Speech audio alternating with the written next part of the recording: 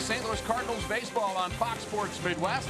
Temperatures have cooled a bit in St. Louis, and the Cardinals have cooled off the Dodgers.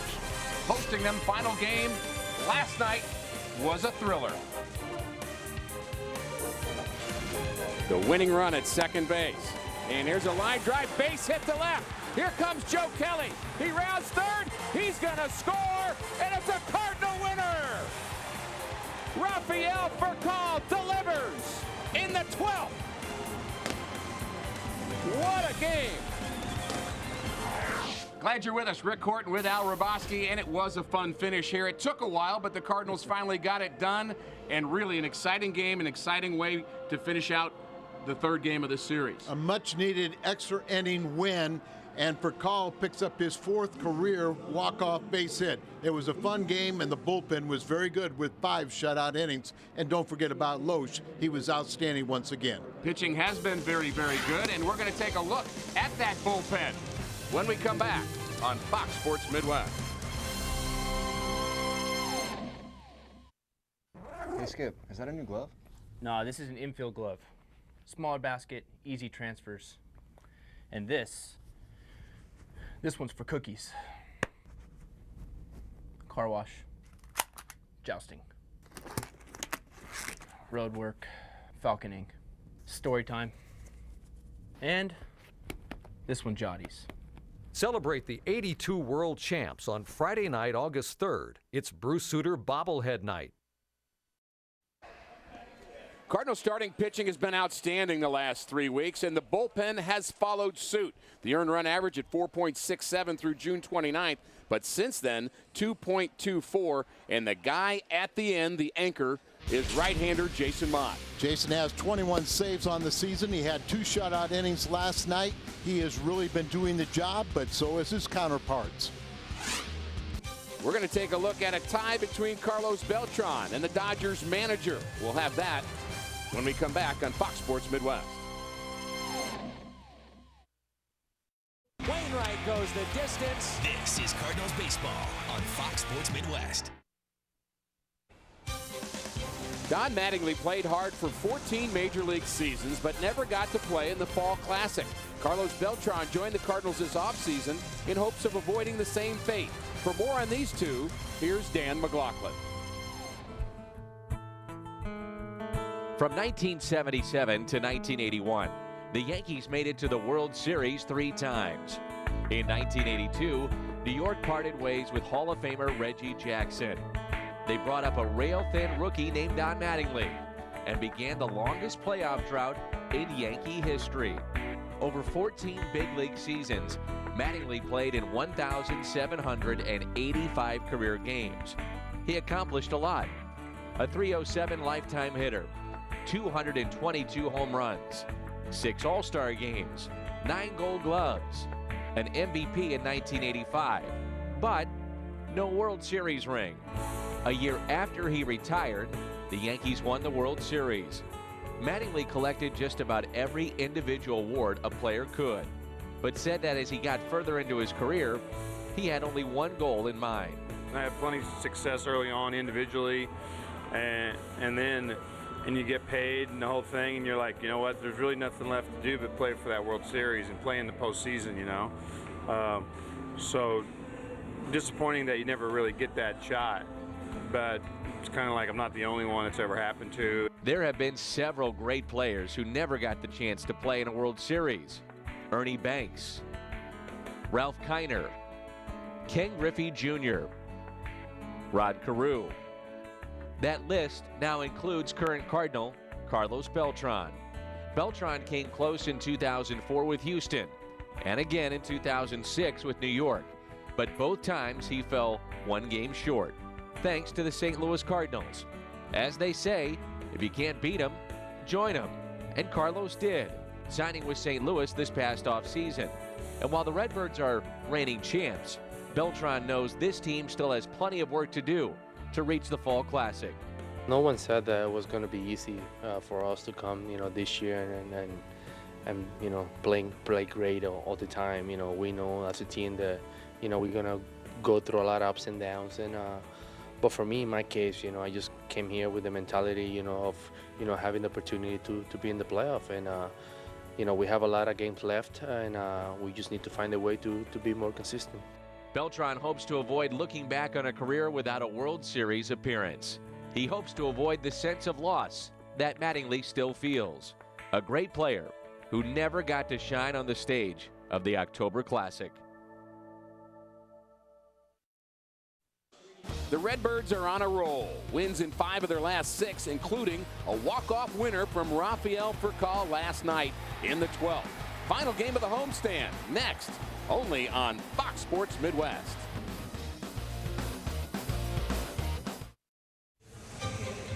Cardinals baseball on Fox Sports Midwest is brought to you by Bud Light Lime-A-Rita.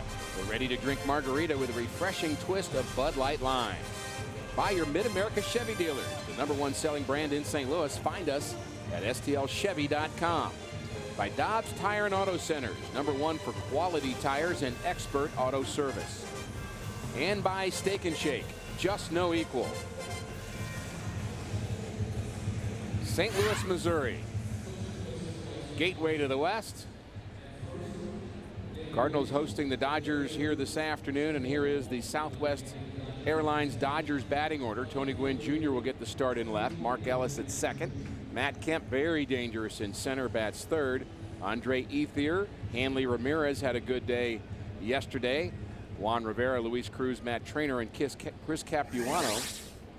And that is the lineup that will face the Cardinal right-hander, who is 8-8, Jake Westbrook. He has struggled against the Dodgers in his career, and he still is the ground ball leader. Leads the National League with his 2.64 ground ball to fly ball ratio. 72.5% of the time hitters will hit the ball on the ground. First pitch low, and it comes at 12:45. Temperatures at 90 degrees here at Busch Stadium. Final game of the homestand. Cardinals have been good. There's one of those ground balls hit hard, but right at Daniel Descalzo, playing second base here this afternoon. Sure-handed second baseman. But first we'll look at the Cardinals outfield. Holiday, Jay, and Craig. There's Descalzo and Furcal up the middle. Matt Carpenter will play first today. David Freese third. And Tony Cruz gets the nod behind the plate. That's our Dobbs Cardinals defense.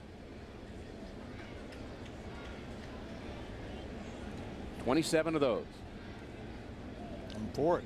And so is Jake Westbrook.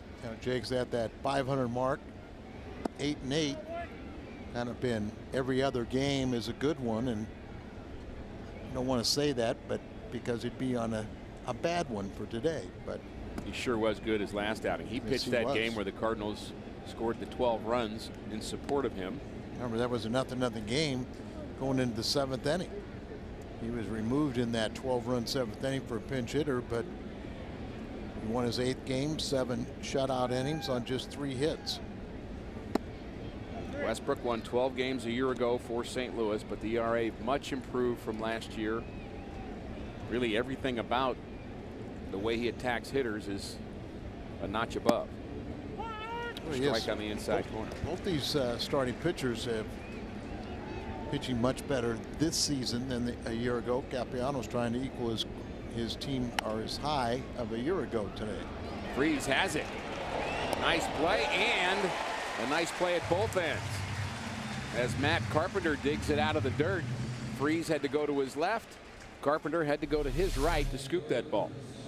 So here he is, a little spin and throw. Didn't have time to wipe the ball on his pant leg like he did yesterday, and maybe that's why it produced the low throw, but a good pick at the other end. Lance Berkman not in the Cardinals lineup. 2 days ago, hit on the right knee by Clayton Kershaw. Had an at-bat here yesterday and somehow managed to work out a walk, and guess what? That led to the eventual winning run. Joe Kelly running for him. Jim Hayes had a nice interview with him on our pregame show.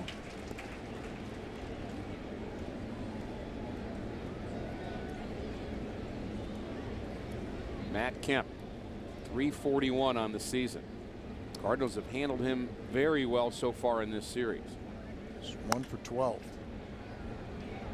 Came in hot since coming off the disabled list and after the All-Star break. You can see why the Dodgers had to go out and get Hanley Ramirez.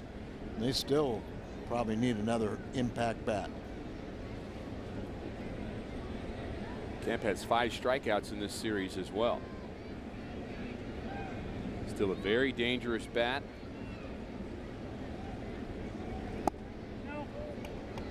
Change up from Westbrook.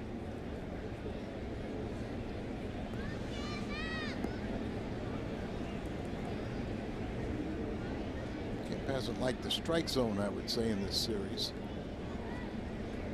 Neither is Don Mattingly. He got tossed yesterday. Good inning for Westbrook. 1, 2, 3 for call when we come back.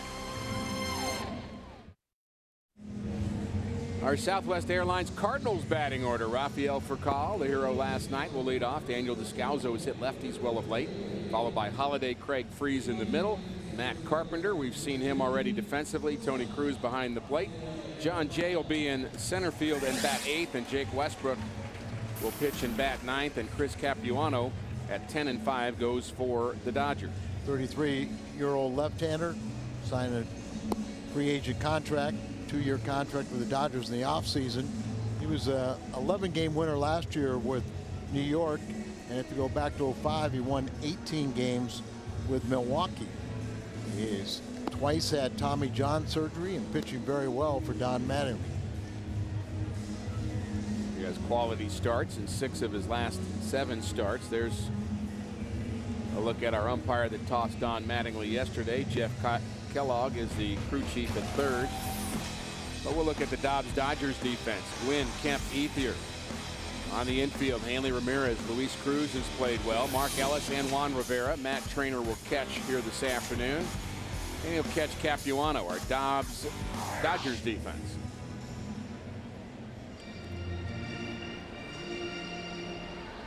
Call the hero of last night. He got the base hit, the game-winning walk-off hit in the 12th inning, and he's got good numbers against Capuano. 364 average with a home run.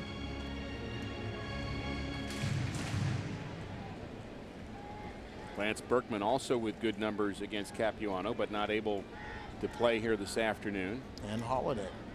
Holiday as well, 348. That Freese and Cruz are like 2 for 3, but very small sample, but a good one. First pitch strike, 2 for call. Capuano works off the third base side of the rubber and is a Phi Beta Kappa from Duke. You know, I don't even know what that means. In economics. What does that mean, Phi Beta Kappa? I know it means you're smart, Al, but I figured you'd have more details for me. Well, I will. He's a valedictorian out of his high school. Right. Then he went to Duke, which is an outstanding institution of learning, unlike Virginia. They're okay. I knew that was coming. Popped up on the right side. You asked for it. I did. I kind of led you there, didn't I? Walked right into it. Not a reflection of anybody else other than Rick Horton that went to Virginia. Well, we did make a comment. Nice save, Al. We made a comment about how sometimes, and not always true, but sometimes you can think too much as a player. Most definitely. And Capuano is very talented left-hander, very tough throughout his career against left-handed batters, but they say he's really figured things out and really has become a real true pitcher. Change of speeds, works both sides of the plate, up and down. Think about the rehab he's been through with 2 Tommy Johns. If you are willing to put in the work, you know, that is such a line drive to center. Another good Descalzo at bat against a left-hander, but nothing to show for it as Kemp makes the play. really a very high percentage of successful surgeries, but I think it's all about the rehab. And of course, as everybody understands, the carrot's pretty big if you can come back and add a few more years to your career. A lot of carrots. I saw Tommy John, who the surgery, the nerve transplant is named after, and I thought he was crazy. the way I watched him try and come back, as he had the claw, as a lot of the players have really, they really couldn't open their hand, their left hand, if you're a left-handed pitcher, right, and he would have to catch a ball, take off his glove, jam the ball into his throwing arm, and then put the glove back on and throw. And of course, Tommy John never really was a hard thrower, and he had a tremendous career, borderline Hall of Famer. Agreed. He won a lot of games. I mean, I think he's at 270, I think so. Somewhere in that vicinity, career wins, but Matt Holliday has hit left-handers well, and you can add that number to the statistic. Base hit up the middle. And Ricky, would have had to have been an unusual situation where Tommy John, just kind of at that beginning of giving multi-year contracts, probably had a 2-year contract, and that injury took place in the first year. As you see how both these guys were hot coming into the series. Both from Oklahoma. And Matt Kemp is now 1 for 13 with 6 strikeouts. Matt just picked up his 3rd hit. But it was unusual. I mean, there was no surgeries back then. Right. And so he had to have been in like the first year of, say, a 2-year contract, and they were willing to, Dr. Job, didn't have the instruments that they have today. I have some Dr. Job marks on my elbow somewhere. Can't find them anymore. Been a long time.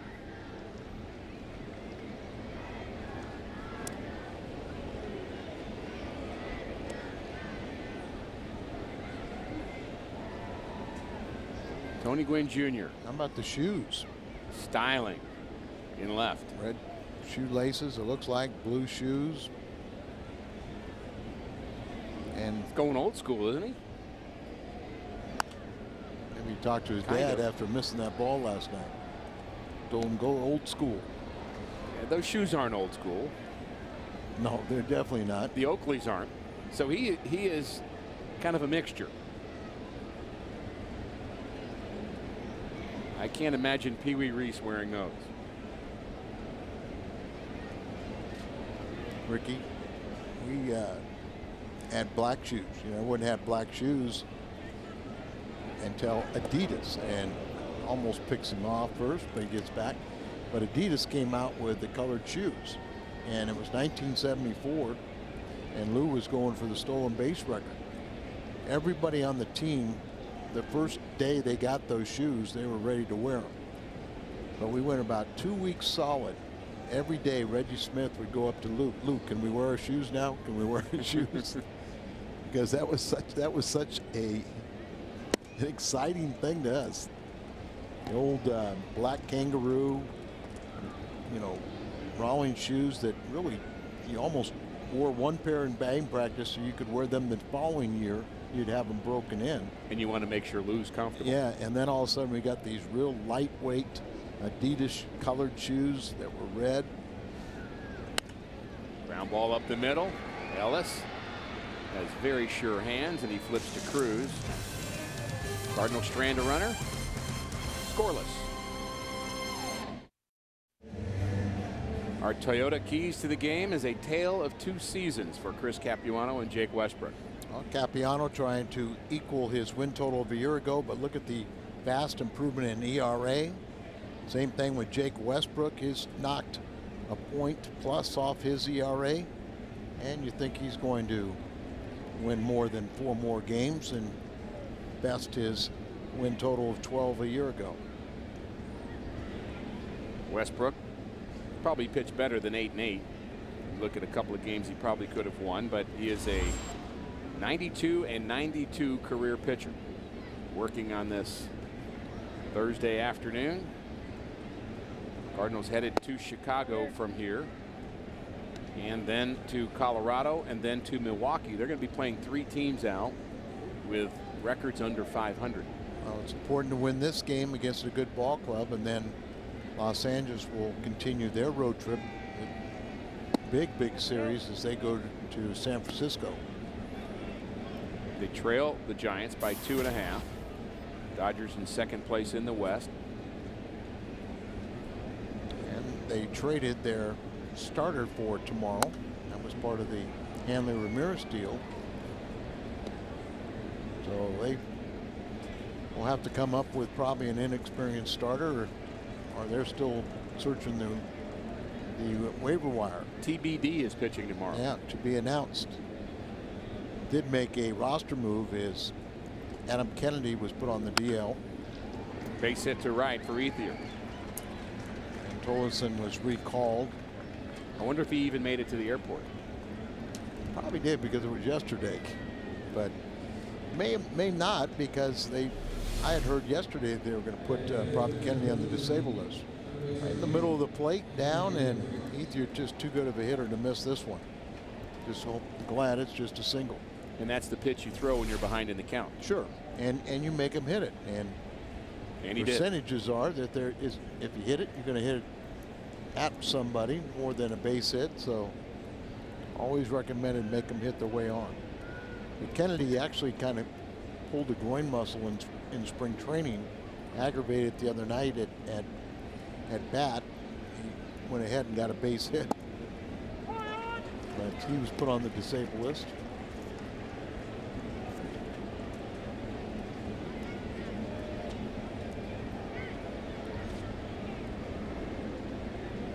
Ethier the runner at first. Hanley Ramirez in his first game as a Dodger was on base 3 times, including a triple and a run scored in the Dodgers' second inning. Career 300 hitter, Hanley Ramirez, and he certainly made this team better offensively just with one deal. Dodgers batting .248 as a team. They are 10th in the National League in batting average.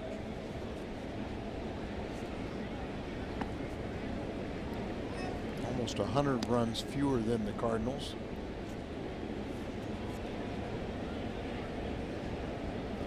More than 100 hits less. For Call and Descalzo, Al, up the middle. Would love to get a ball hit to them to help out their pitcher, Jake Westbrook. You've talked about how good he is at getting double plays. Perfect opportunity here. Well, how about that one?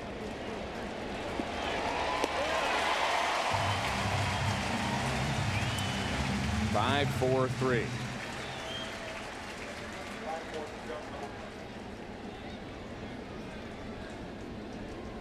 Easier trying to take out Descalzo. We'll look at that one more time. Goes to the bag. Multiple ways of turning a double play. Goes to the infield side and then leaps a bit. It's pretty standard right now.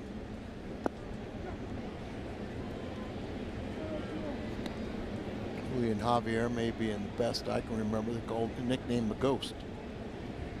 As runners thought they had him in their sights, and then the next second he was gone. And there were some players that lived for that play at second base. Back in that era where you didn't like the opposition, and anytime you could take out a middle infielder, that was part of the job. I've heard people talk about Hal McRae being one of the game's best at taking runners out at second base. I saw that. The best I saw was Lonnie Smith. Lonnie Smith was good, but George Brett and Hal McRae were outstanding, and yet both of them end up injuring their shoulders. I always thought it was guys that wish they'd have played football. Like a little flashback for him. I mean, like a Ray Langford when he took out Darren Dalton at home plate. Oh boy. Ray was an outstanding running back in high school. 1-2 to Juan Rivera, playing first base this afternoon. He fouls off that Westbrook delivery. Kind of feel bad for the Rams rookies. Not quite hard enough for them. Got a little taste of St. Louis yesterday, but today it's a little too cool for them. Jeff Fisher needs to punish them a little more, right? Work them out. Somehow I think they're going to have enough punishment going through training camp. I've seen it. I know what they do, and we're excited about Jeff Fisher being in town and That's right. what the Rams might bring us.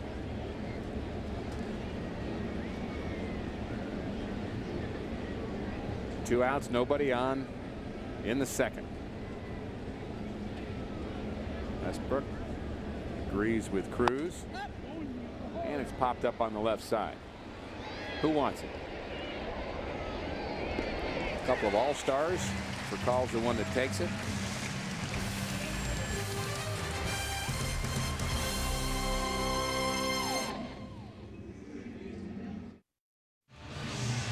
Want to be here in person next time your Cardinals take the field? Just head to StubHub, where it's easy to find the seats you want. To see the Cardinals in action all season long, StubHub is the official fan-to-fan ticket marketplace of the St. Louis Cardinals. No score, bottom of the second inning. We understand that some of our DirecTV viewers had some interruptions in their telecast. We apologize for that, but we're glad you're back. Cardinals 5-1 on this homestand after going 1-5 on their last road trip. Very nice turnaround. And really the difference is the Cardinals hitting with runners in scoring position, scoring more runs. The pitching really has been good since the All-Star break. David Freese, an 8-game hitting streak. Everything falls in place, doesn't it? With starting pitchers, good. Sure does. Cardinals now are 28-21 at home. Just one game under 500 on the road, and it was only a matter of time they'd start playing better in St. Louis.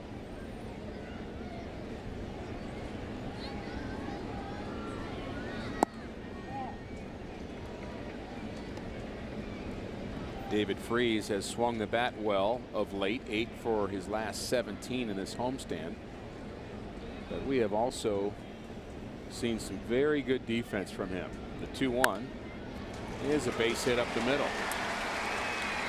Now 9 for his last 18 and a 9-game hitting streak, but it hasn't just been the offense. David's played very well at third base. Here he snatches one. Gets a double play. Here come in on the run. Off balance throw to his left. Spins and throws there. That was earlier in this game here. And now he has a 9-game hitting streak after this swing. Has a tire service with the video. By an off-speed pitch, made a change up that stayed up a little bit and powered it through the infield. It was a good look from the side angle, how he was out in front just a little bit, but was still able to keep his hands back and drive it up the middle. Now Matt Carpenter's 2 for 13 in this homestand, and getting the start against the left-hander Capuano. It's a little deceptive, that 2 for 13, because I mean considerably more than half of those at bats have been against left-handers in tough situations. Agreed.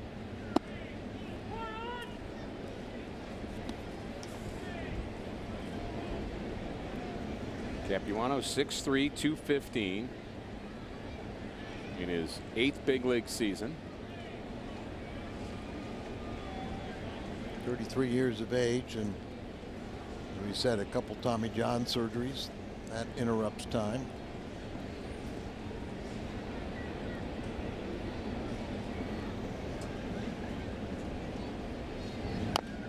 Shown he has a good move to first base too. The Cardinals are going to have to be careful about that. We've seen that in the past.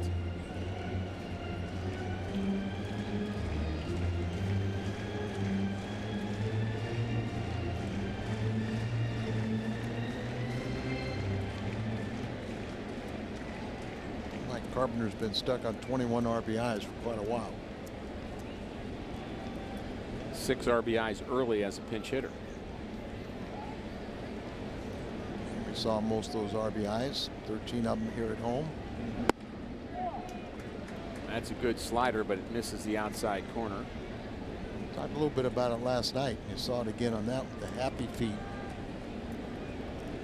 He's really not keeping his lower half stationary and going towards. He's really kind of falling towards the plate an awful lot. Makes you almost jump at the ball a little bit more than you want. Here's that move. Those tricky left-handers.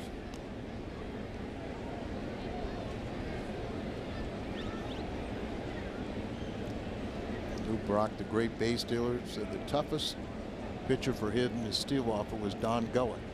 For one simple reason. And you think what it would be? I happen to know the answer to this one. Is this our AT&T trivia question, or are we? No, we're just. This is the Al Raboski trivia question. That's my trivia question. You want me to answer it? Yeah.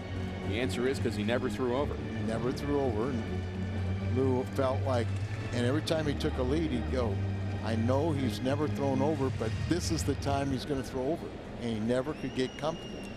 Always felt if he would have showed his move, then he could have figured out the trigger mechanism to it and get his break. But he just never felt comfortable because he never threw over. So contrary to what a lot of managers think, isn't it? Absolutely. Fly ball to center, well hit, but in the tracks of Matt Kemp, and waiting to see what my prize is for getting the Al Raboski trivia question right. Fox Sports Midwest is joining up with The Mission Continues on a veteran-led service project in Belleville on August 18th. It's expected to be the largest project yet from the Summer Service Slam campaign, and we need your help. Reserve your spot online at missioncontinues.org. There you are. There's your prize. You got to read the promo. Thank you.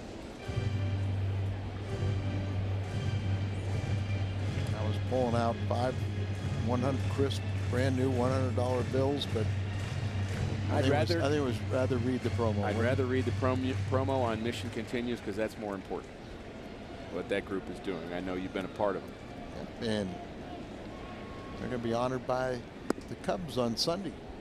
You know, it's a national organization.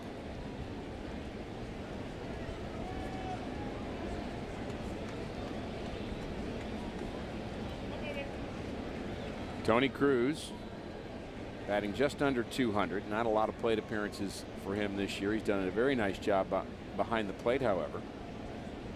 Working with Westbrook today.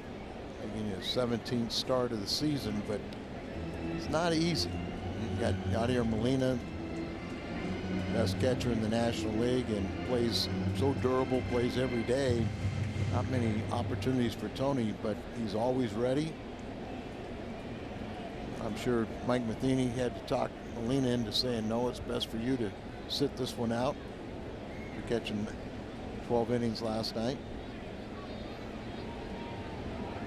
Here's the move of Capuano.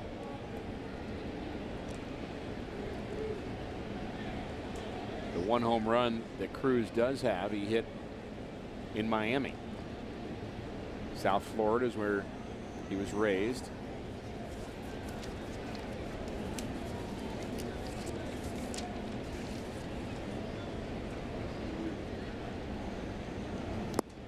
Off-speed pitch, swing and a miss. Well, that's Capuano. He's really learned how to change speeds. Give a little this, little that. You know, for a guy that doesn't play very much, most of what you do hitting-wise is against batting practice pitching. And you're basically just trying to get your swing down and your mechanics. But I would think the hardest thing for a guy that doesn't play very much is to hit an off-speed pitch, because you're really not seeing that. Right. Ever. You're just really getting your mechanics down, but the timing issue of a changeup is, I think, very difficult to handle if you don't have a lot of at bats. Especially when a guy has good arm action, same as his fastball. John Jay at 301. It's a fastball right down central.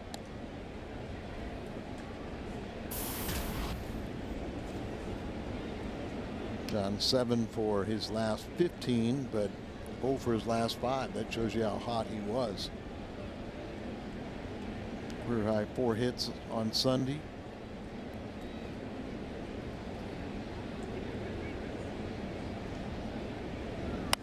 And a line drive base hit for Jay up the middle. Freeze will stop at second. And the Cardinals have first runner in scoring position here this afternoon. And Jake Westbrook, the chance to give the Cardinals a lead. And we'll take a look at the delivery of the left-hander Capuano. Nothing real special with it. Drives towards, kind of hides the ball a little bit.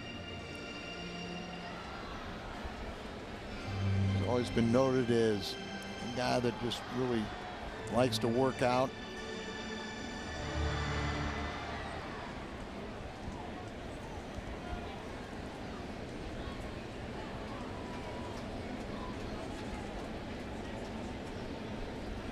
And I would say of all the players on the field today, if you wanted somebody to explain the global economy, he'd be the guy that we'd go to.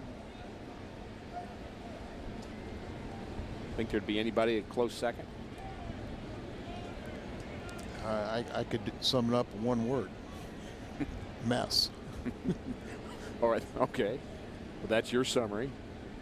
I'm talking about the His details. might be a little more detailed.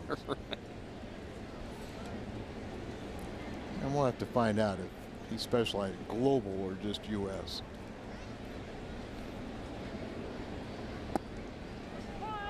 Jake Westbrook's got a little pressure on him. And have to, as a starting pitcher, he has to drive in a run today at the very least, or score the winning run. Kyle Loesch drove in a run yesterday. The day before, Wainwright had 2. And Kelly scored the winning run last night as a pinch runner. A lot of bragging going on in that rotation. Very cruel Jim Hayes was in with Joe Kelly and showed the video of his adventures on the base paths the last few days and falling. Found it interesting that Jim said to Joe, well, since you brought it up, we had the video and it was already queued up. Imagine that. Exactly. Well, he scored the game winner, and that's all we really care about. The 0-2. Took a tumble in his start. Was that Tuesday? Wednesday? Monday? It was on Tuesday. Tuesday. And then stumbled past the first base bag, and then yesterday stumbled across the second base. Close play at second, just in time. John Jay hustling all the way. That was very, very close, but he's out, says DJ Rayburn. I love the way John Jay plays this game.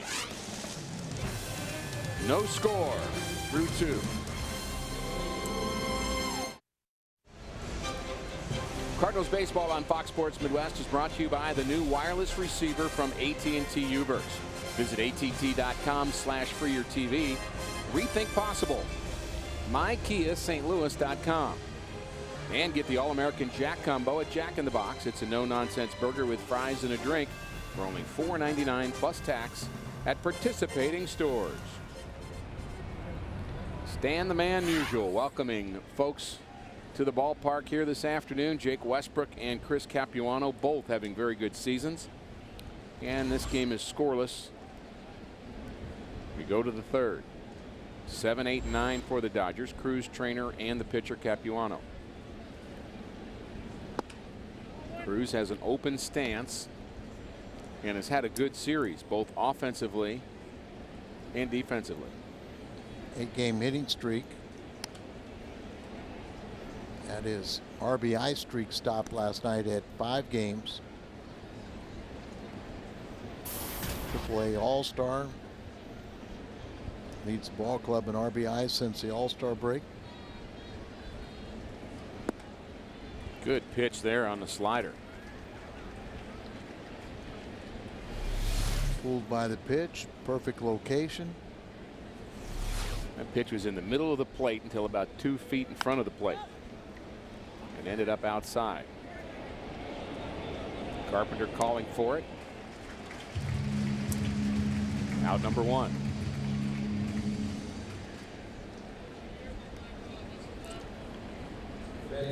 Starting pitching has been a big plus for the Cardinals during this homestand. 1.56 ERA. Opponents are just batting .215 against him. Gotten 7 double plays. Really not walking many. Bunch of strikeouts. Keeping the ball in the ballpark.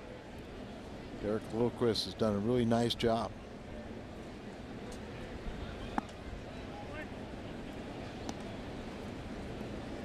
Does he take the credit and the blame? Pitching coach? Pitching coaches and managers. Well, coaching and managers get way too much credit for when teams win, and they get way too much blame when teams lose. And that's what they'll say. To a man, every one of them will say that. This is a player's game. They're just trying to put him in positions to do well. And so far, that's what Westbrook is doing right now.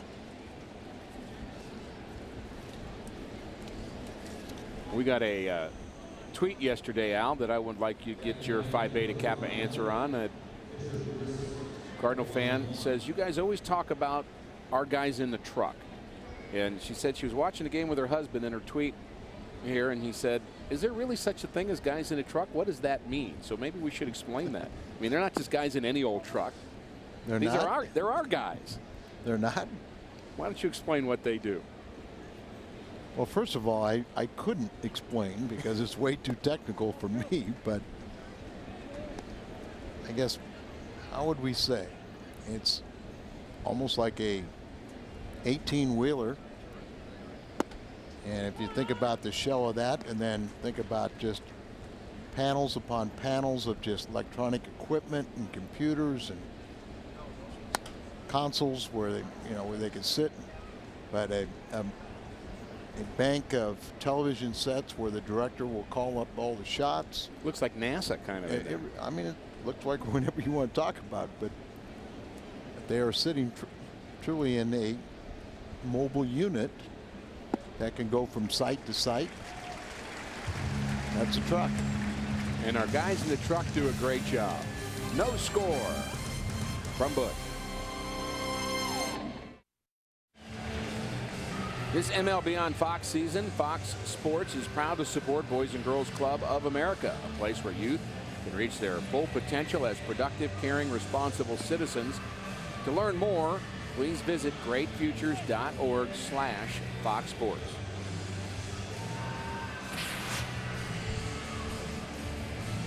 There's two of the three Cardinal batters you'll see in the bottom of the third inning. Rafael Furcal, Daniel Descalzo, and then Matt Holliday to follow. And those young ladies want some offense. So let's go. Cardinals have the 3 of the 4 hits in this ball game. They've stranded 3. Only had a total of 6 hits last night. With Furcal's 6th hit, a game winner.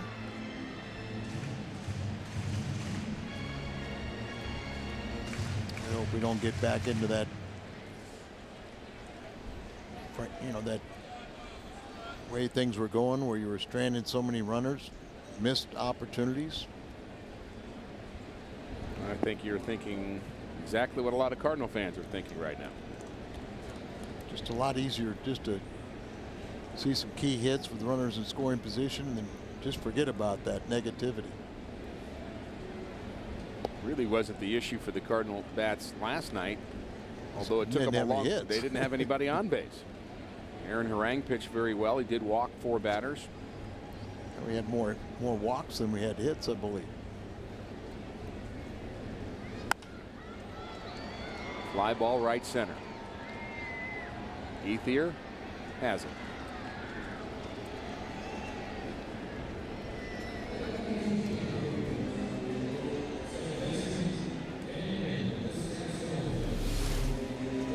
Got his sunglasses down, but still kind of a cloudy sky. And Ethier playing in his 279th game without an error.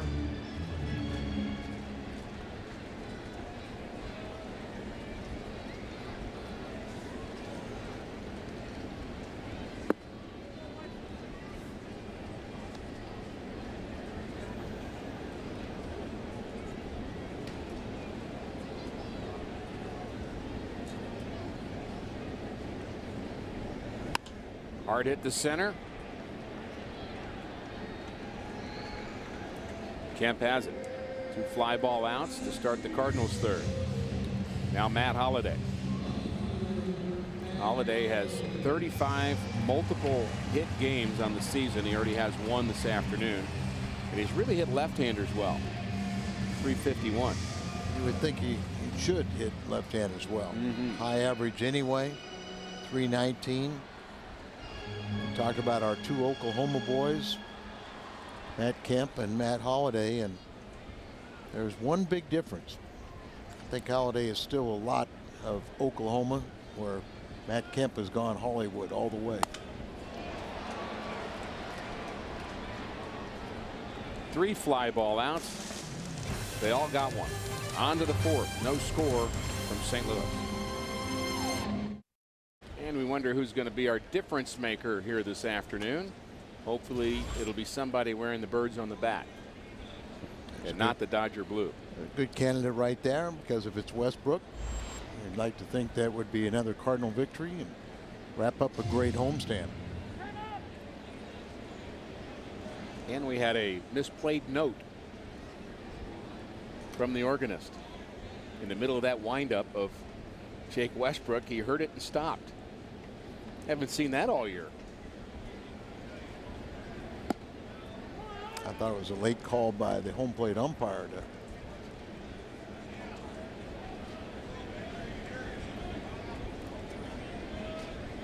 Umpire heard it too.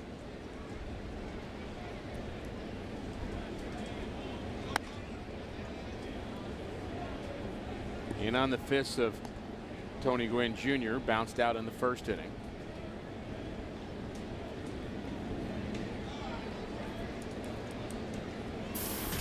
Like throwback uniforms. You don't see modern players have such baggy uniforms.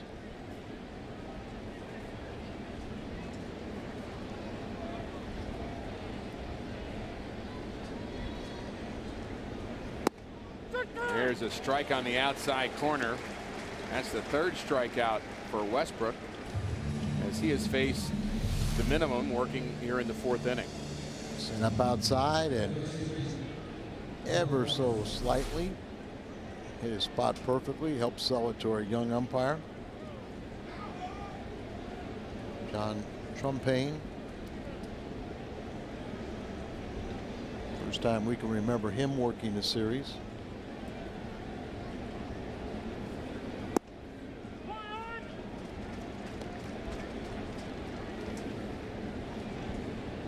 Mark Ellis,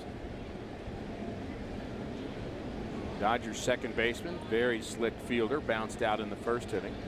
And we're wondering whether Trumpain has had any major league games before. He looks like he's about 10. I don't say that disrespectfully. I wish I looked like I was about 10. Number 74, I think, on his sleeve. He replaced an umpire early in this series. Now Ellis doesn't like the call.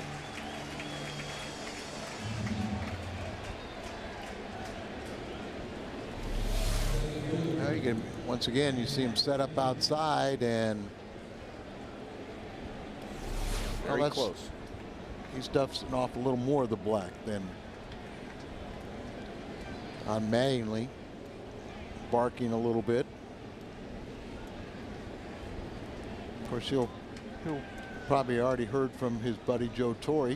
I'm sure he did. Hey Joe, you remember all the time I helped you out? As Joe gives the discipline to, injections and things in Major League Baseball now. It used to be $500. I don't know what it is anymore, but that was back in 1980 money. So. Right. Shift on for Matt Kemp. Cardinals really have handled him well.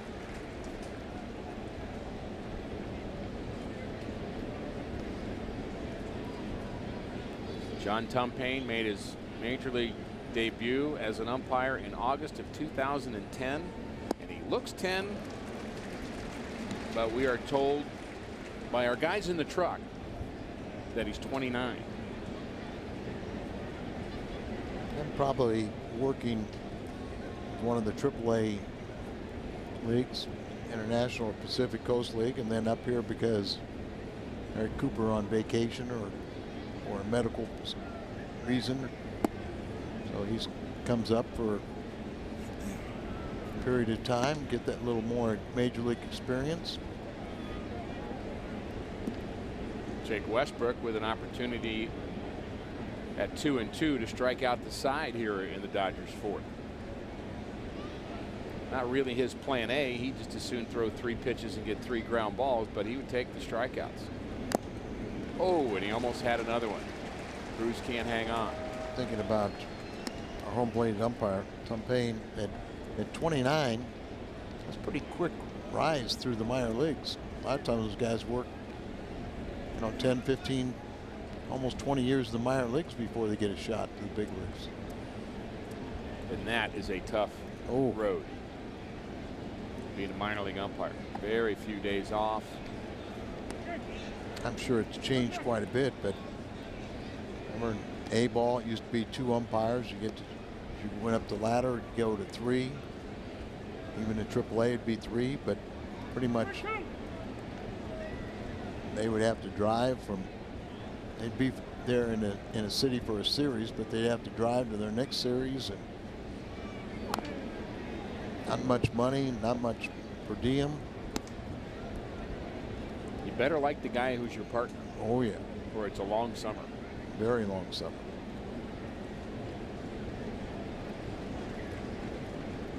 And every city you go to, everybody's yelling at you. One team, then the other team, then the fans. Full count to Matt Kemp. Swing and a miss, and he does strike out the side here in the 4th inning. Jake Westbrook very sharp so far today.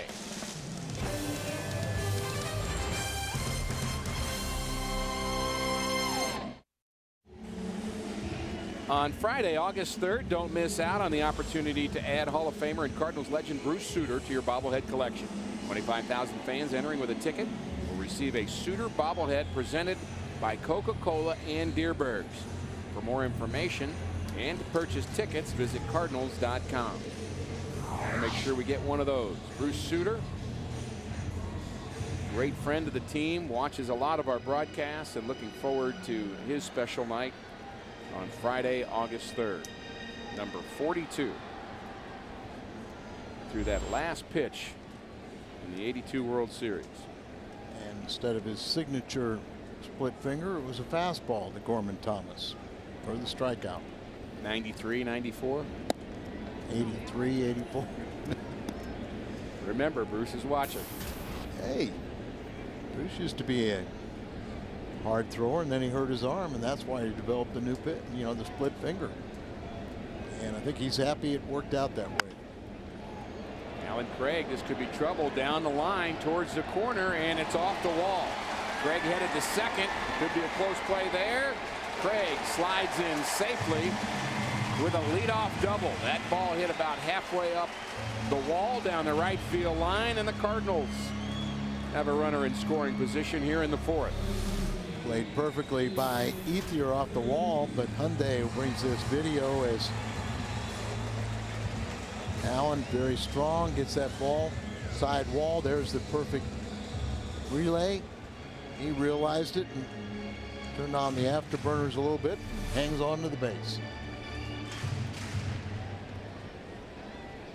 Cardinals had a runner in scoring position. That was David Freese in the 2nd inning. Now David Freese with his 2nd at bat here in the 4th. Chance to drive in the first Cardinals run. He takes a fastball right down central. David Freese has an average now of .310. He came into play cracking the top 10 in the National League in batting average. That was before his base hit in the 2nd.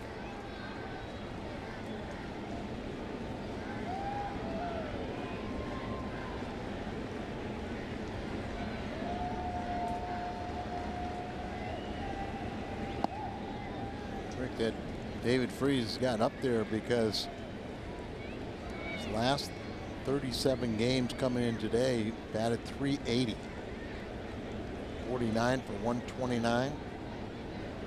He even admitted that he got a little home run happy in May, and his batting average started going down. Now he got away from that.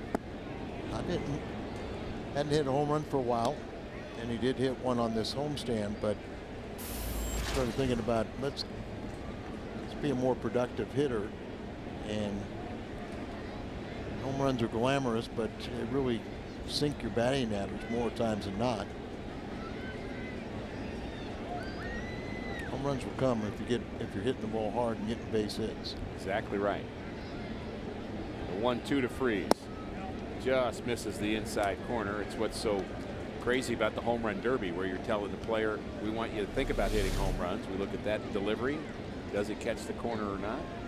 No, it doesn't. A little bit inside. But Don Manuel said it doesn't even up, though. But in the home run derby, you're trying to hit home runs. That's not what players think. They think the approach, and as you say, the home runs just happen. 2-2 hit to the right side. This is shallow, and it's going to drop. Both Kemp and Ethier took funny angles to that ball. Hit off the end of the bat by Freese, trying to go the other way, and he gets a base hit out of it. He's now 2 for 2, and Craig goes to third. Just well placed between the right fielder and center fielder, and both of them looking at the video board. As you're right, it looked like they both were expecting the other to field it. Both of them kind of pull up a little bit. Ethier, I think, would have had the better approach than Kemp. The Cardinals catch a break. Can they capitalize on it? Would have been a difficult play for either one of them. No question. Neither one of them aggressively went after it. Kind of both looked at each other. Cardinals trying to get to Capuano here in the 4th inning. They now have 5 hits.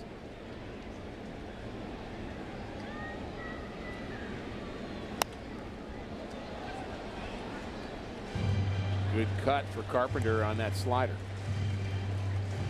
Just inside enough to where it kind of jammed him a little bit.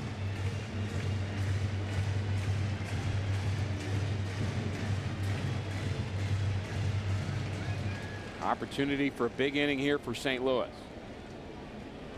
They're trying to go 6-1 on this homestand. Open stance. No batting gloves. Ground ball to the right side, and it's a base hit for Carpenter. Craig scores, and the Cardinals lead 1-0. 3 straight hits to start the 4th. Mentioning Carpenter, it might have been a long time since he's got an RBI. Well, he's got another one. His 14th at home out of 22. Just bounces through the right side. Alan Craig comes on home, and Cardinals 3 consecutive hits. Runners at first and second. Nobody out for Tony Cruz. We talked earlier in this series about how the Cardinals have had a habit of having a lot of crooked number innings. It'd be nice if this was one of them. Always fun to see crooked numbers up there. If you're watching a game, one of the goals that managers talk about is scoring in at least 4 innings. Cardinals are 16-2 when they score in 4 innings. Almost guarantees a win. Line drive, base hit to right.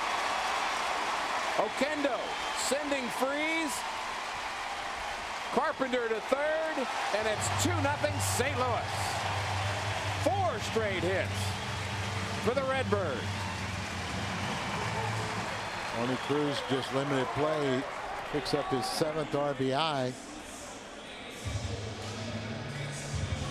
It's his 16th start.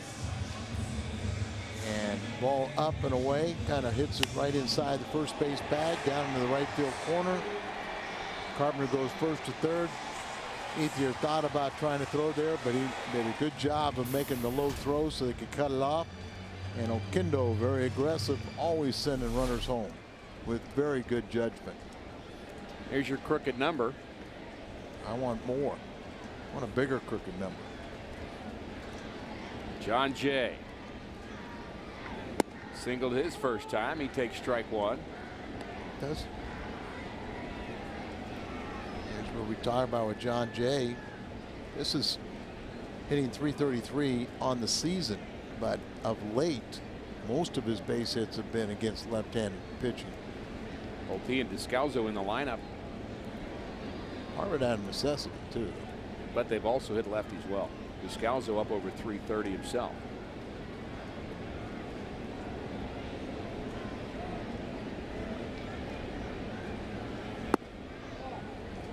An interesting point you make.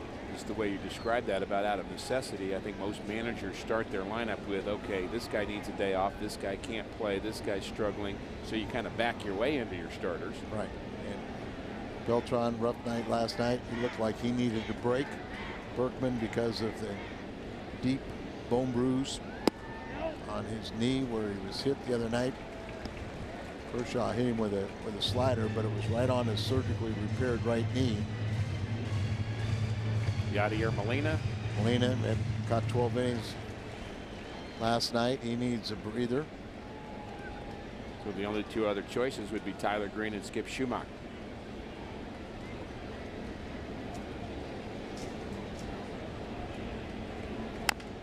Round to the right side, and holding at third is Carpenter. Rivera tags John Jay. Tony Cruz to second. Matt Carpenter did not go on contact here. Well, usually when the ball's hit to the right side, you go anyway. And you don't have to go on contact. But that's something that a third base coach can't tell you. If by the time Jose Oquendo says go, go, go, it's too late. So you talk to a guy, you tell him here's the scenario, the ball hit to the right side, the infield's back, you come in.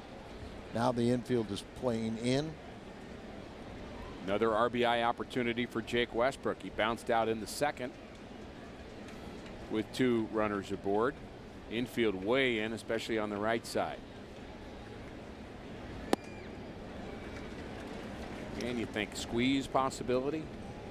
Possibility there.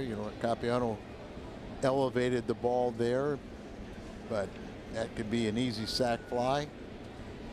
Talked about Wainwright had 2 RBIs in his start. Last night it was Loesch had a sac fly. Very few RBIs from the pitchers. This would be a good spot to get another one. Hanley Ramirez keeping Carpenter close. And fastball right down central to Jake Westbrook. Westbrook looking for his first RBI of the season.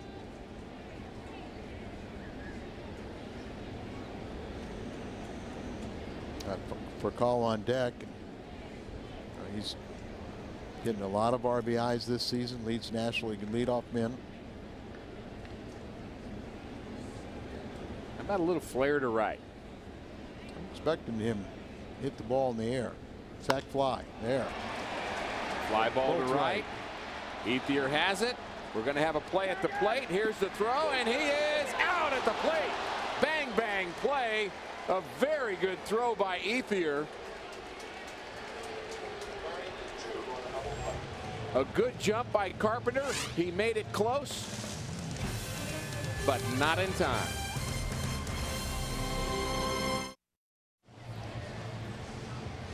Two 2-0 Cardinals, and they almost had 3, Al. Well, Ethier, very good throwing arm. He has his momentum coming forward. Strong throw. One hops there. Trainer has plenty of time to prepare for any kind of collision. So Carpenter goes back, tags up, and now he comes in here. Don't be looking. And then he slides head first and look like he blocks with his left foot. Watch the hand come in with that left foot, sealing off home plate, and the tag applied. Close play, but definitely out.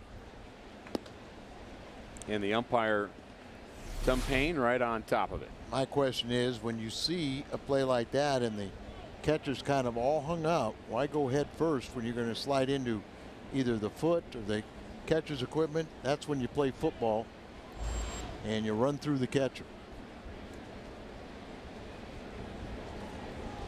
Cardinals do pick up a couple of runs in that 4th inning.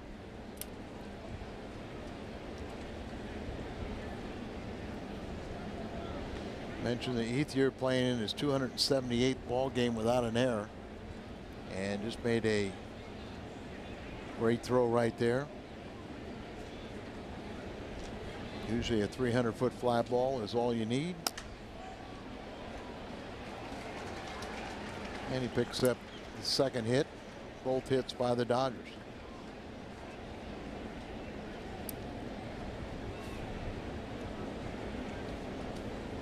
Just a good hitter. He really is. I liked him his rookie year. don't know if you finished second or third, and seemed like that. I think it was around third in Rookie of the Year balloting. When you really got to shut down the Dodgers right now. Hanley could do what he did back in the second inning, would help out, get into a double play.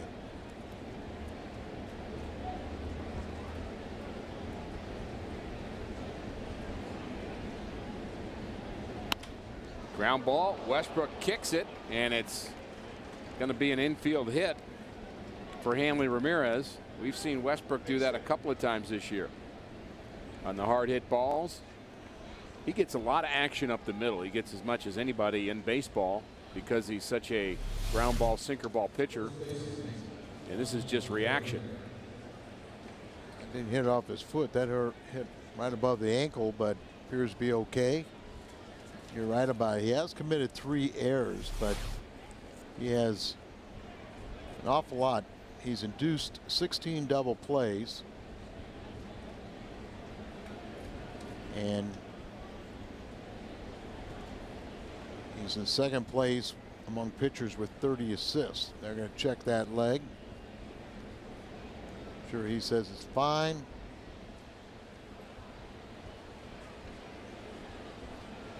Sure, they'll make him throw a couple of pitches just to make sure there's no issues. And he says he's fine. Really just instincts, isn't it, for him to stick his leg out? Now, sometimes it works against you because in this case, you deflect it away from a fielder and it goes for a base hit. Wonder if that ball would have gotten up the middle or not. I think it probably would have gone through. So the benefit potentially is it not being runners at first and third. But the downside is if an infielder was able to get it, could have been a double play. And we talk about a ground ball pitcher like Westbrook. Give up a couple hits, but you don't worry because you're always one pitch away from getting another ground ball. Turn in 2. In this case, you're hoping for 3. Juan Rivera. Key moment in this game for Westbrook. Cardinals had 4 straight hits to start the 4th. The Dodgers with 2 straight to begin the 5th inning. Double play would be nice here for Westbrook.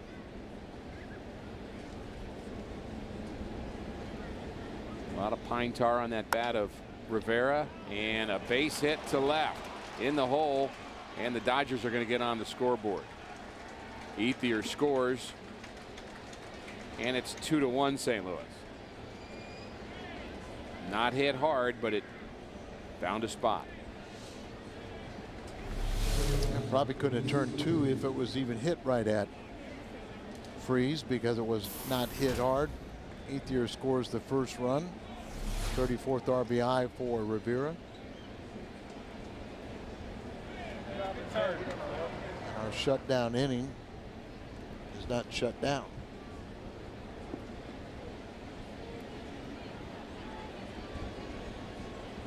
Luis Cruz is a Dodgers shortstop. He's 0 for 1.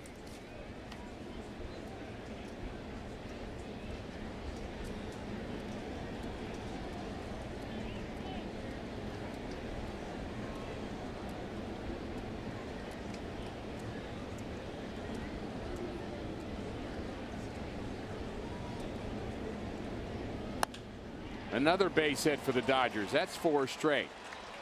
Here comes Ramirez. No chance to get him.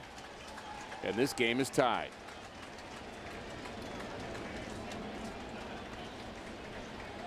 Nine-game hitting streak for Cruz. He had his 5-game RBI streak stop last night, but he adds to it here. Leads the Dodgers in 10 RBI since the All-Star break. Been a nice find since he's come up. Just hanging slider right up there, and now Derek Lilliquist really has to question, are you okay? That's a good question. First time. All the other pitches I thought were decent. Yeah, I did too. But then after getting hit on the foot, that pitch certainly up in the strike zone. Lilliquist. So that's the first official visit. Right. First one was medical. And now the next one, if somebody goes out this inning, he's out of the game. And here's the play we're talking about. Westbrook kicking his leg out. They're hoping to catch that on their shoe, ideally on the sole of the shoe, so he doesn't hit any flesh. But I got above the ankle. Ground ball to the right side, and this is going to be an infield hit as well. And they might get the runner off a third, But and they they had do. him at home. You better hurry. And the throw gets away. Cardinals had a chance to get the lead runner as they had him off of third base.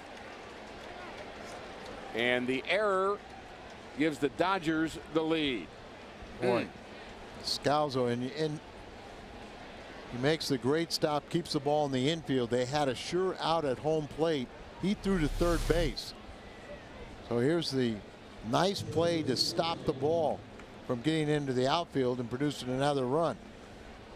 So here he throws to third, and then Freese knew that he had a player hung up between first and second. He kind of sidearmed that ball a bit, and it sailed and right into the runner, so he was screened, so Tony Cruz really didn't see the ball. And you wonder if Tony Cruz gave David the right angle to throw that ball, or the ball just got away from David Freese, but it scored as an E5. Both runners move up. Now 3-2 LA, and another harmless ground ball to the right side. 5 little scratch hits. Fly ball to center. John Jay on the move, and he's got it. And it's going to be a sacrifice fly. And another Dodger run. And just like that, it's 4-2 Los Angeles. Castellanos drives in his third run of the season.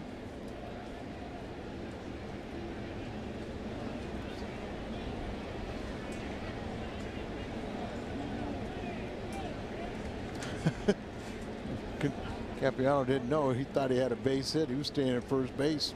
I did the right thing. Don't leave until they tell you. You have to leave. Phi Beta Kappa, huh? Yeah. But I tell you what, that looked like it was a sure drive to the gap, and John Jay was shading left field and got over there and cut it off and made the play. But all the Duke alumni had lost a little bragging rights. Steve Jones, no big deal anymore, Steve. You went to Duke, so what?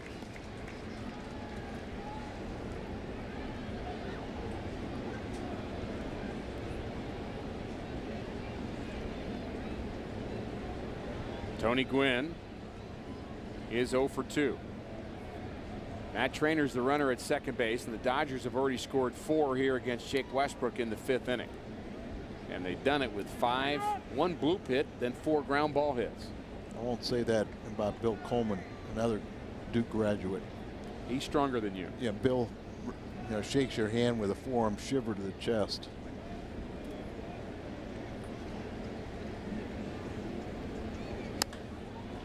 Fly ball to right. Should be the second out, but Craig keeps backpedaling. Capuano had that sacrifice fly to score the run, and he wanted to stay at first base and had to be told, you don't get to do that. Umpire's saying, nope, you're out.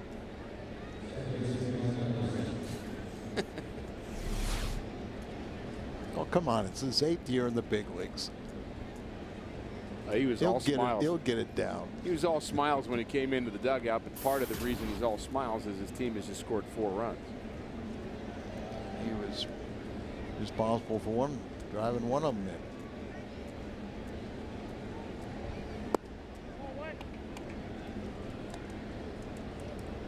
in. Ethier, Ramirez, Rivera, Cruz, and Trainer all with base hits to start this inning. An error by David Freese, and a sacrifice fly by Capuano, and it's 4-2 Los Angeles. Good slider. 1-1 to Ellis.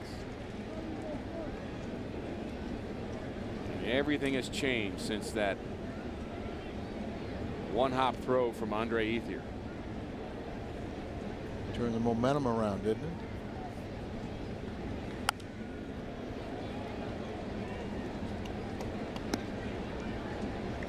know Westbrook is trying to do everything he could, but it's one of those situations where you really want to go out there, shut down the opposition, get your team back up there, pile on.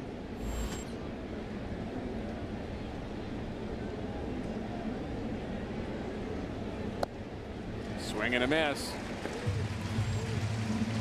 Strikeout for Westbrook. Rafael Furcal will get the Cardinals back on track, perhaps.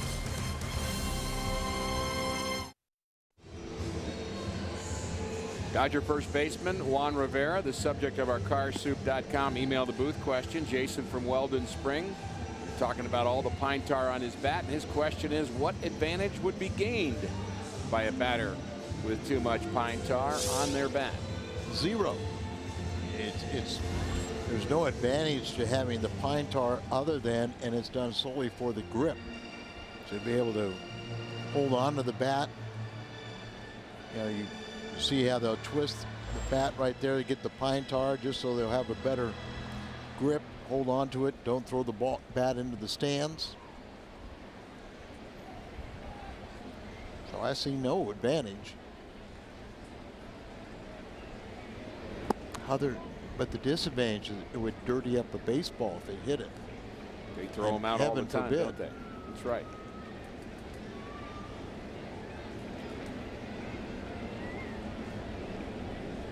Will the Cardinals answer here in the bottom of the 5th inning, trailing 4-2? Furcal takes a strike. It is so funny to me is you even see pitchers, you know, a base hit is hit and a pitcher will throw a ball out. You know, where pitchers always wanted a ball that was scuffed up, a natural scuff. Off speed pitch. Swings through it. And follow Fox Sports Midwest coverage of the Cardinals at MLB.com @BAT12 for your iPhone, iPad, Android, BlackBerry, and Windows Mobile. Get live audio, pitch tracking, video highlights, and more. Text @BAT to 31826 or visit Cardinals.com for details. The 1-2 to Furcal has popped up. So 3 outs in the air for Furcal here this afternoon. Cruz has that one.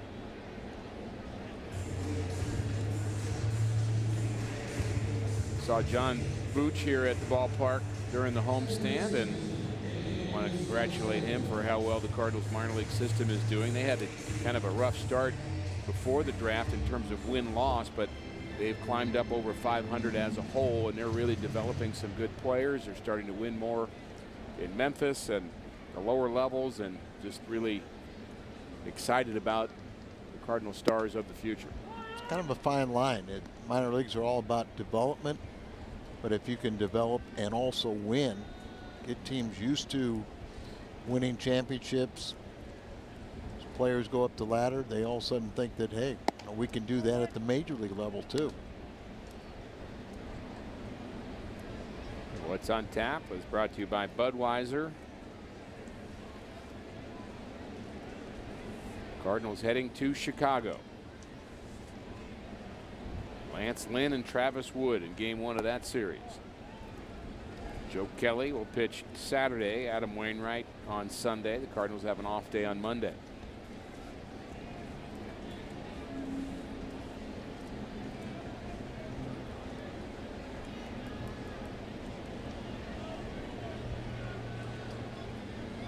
George Kissel always had the belief, and there's not a baseball guy who I would listen to more over the years than George Kissel, the late George Kissel. We miss him. He believed that winning did develop players. Yes. You want to get them used to winning, know how to win. He felt that training young 20-something or 18 to 22-year-old players, that it's a team game and you had to care about winning collectively. He said, you know, you win, you'll all advance next year. Base hit for Descalzo with 1 out.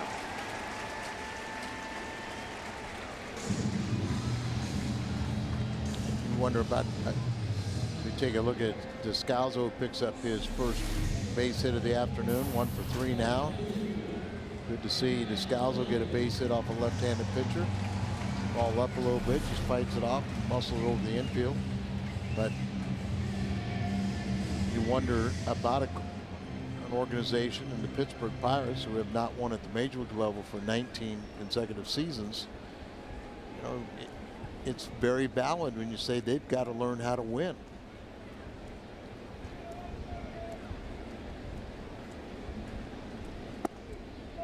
Losing simple, show up, but to win you have to reach down deep. You've got to sacrifice a lot more. You've got to dedicate yourself to your teammates. We've seen players over the years that get to the big leagues and they believe that that is the end game. Me being a big leaguer. And if you're there and you've accomplished it, then it's all gone. It's all done, and it's all about you too, as opposed to trying to do something collectively.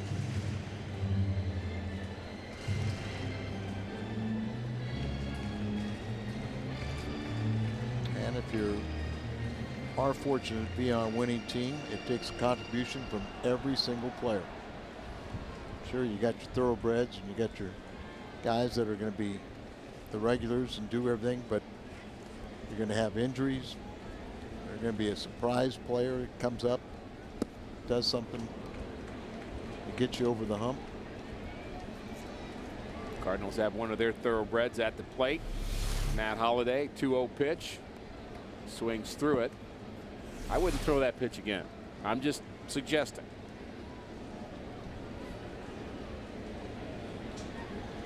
I'll tell you it the other way. I hope he does, because I think it'll have the result you were thinking. Yeah, that's right.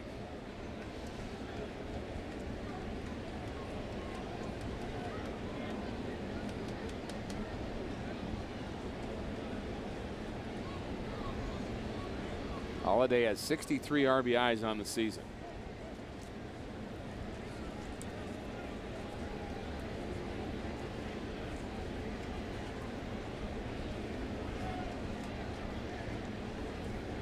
Ahead in the count.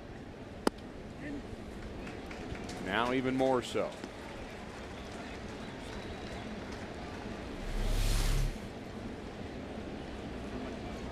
Breaking ball going to inside. You could be asking for trouble. Breaking ball down to Matt Holliday on a 3-1 pitch.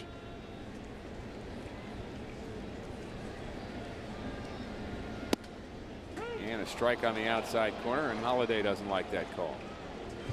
Holliday 7th in the league in RBIs. Play was high and away, and sure looked like it was away. But this umpires, a couple calls have gone just like that the Cardinals' way.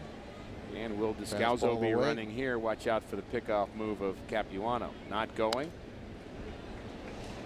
Time you saw him reach and expand the zone out there because he didn't want that called like strike 2.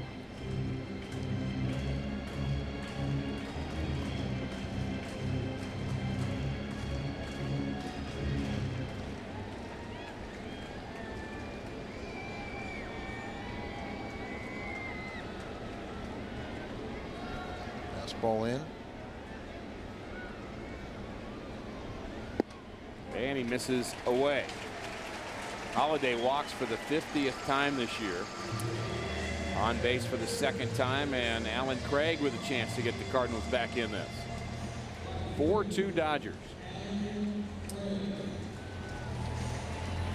Cardinals began play today in 3rd place in the Central, 6 games behind Cincinnati. Cincinnati on a 7-game winning streak. Honeycutt out to talk to not only his pitcher but the entire infield. They all converge. One makes a little more sense. 1 out, runners at 1st and 2nd, but all the conversation is directed to Capuano.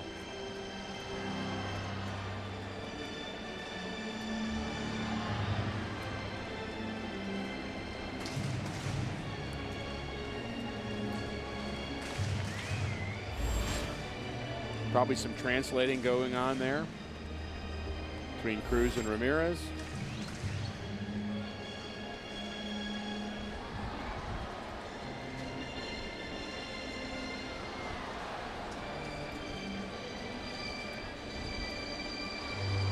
wouldn't think there's any trickery going on, no bunt plays or anything from Cardinal standpoint. So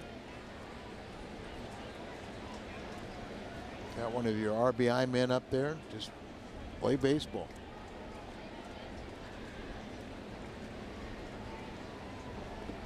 Interesting that the Dodgers seem to like to do that, Al. They want everybody in when you're talking to the pitcher. Yeah. Not sure how you feel about that, but it almost as if, look, the coach has something to say to me. I'm not sure I want this to be a big meeting with everybody out. I'm not sure I wanted everybody to be in on that. I would agree with you.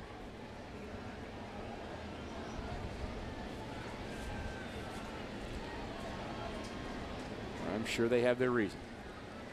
1-0 to Alan Craig. Descalzo takes his lead, and so does Matt Holliday.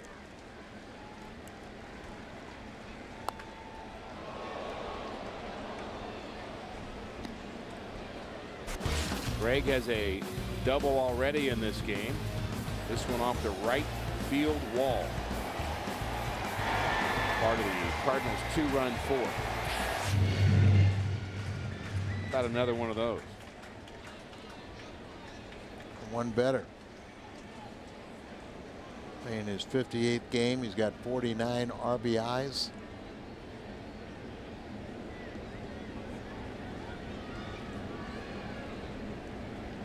And the pitch just misses the inside corner, 2-1. Capuano being very careful with the middle of the order, as he should be. He walked Holliday. Now he's trying to hit the corners on Alan Craig. David Freese is 2 for 2, and he bats next. So a good opportunity for St. Louis here in the 5th. Don't need it all. Start chipping away. We need at least one run here, but would really think we're going to look back and look at this sequence of the bats, and it's going to determine a big part of this outcome of the game. I have that same feeling.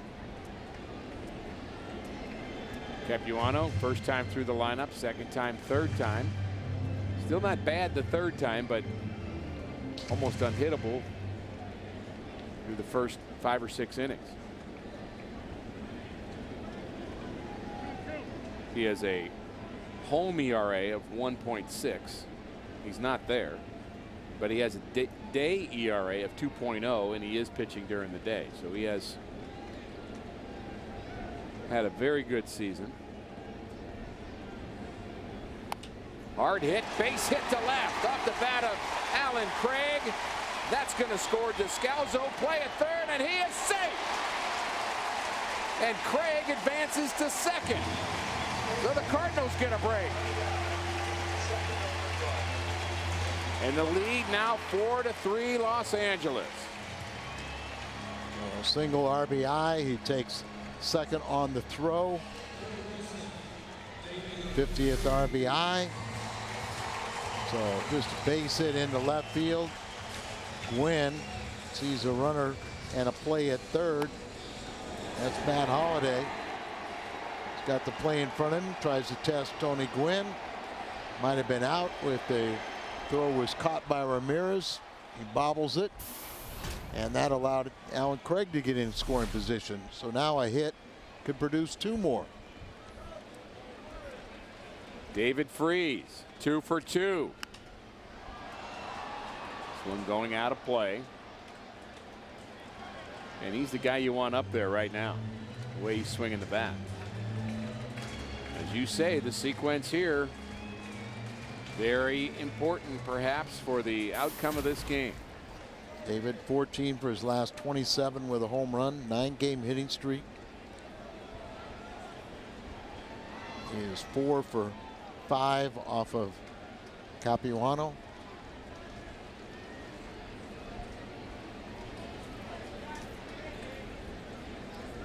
The 0-1. Here's a line drive, base hit to center. The soft liner's going to score 2 more. Holliday scores. Craig scores. And David Freese is 3 for 3.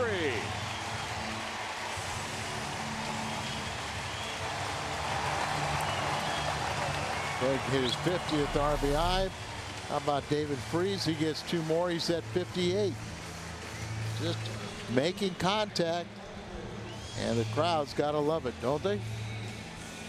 They're just waiting to erupt. I saw the Freeze jersey stand up first. What I don't like is David Freeze is being attended to by training staff, Mike Matheny, Greg Haupt, head trainer. Mike Matheny out to talk to him. Says he's okay.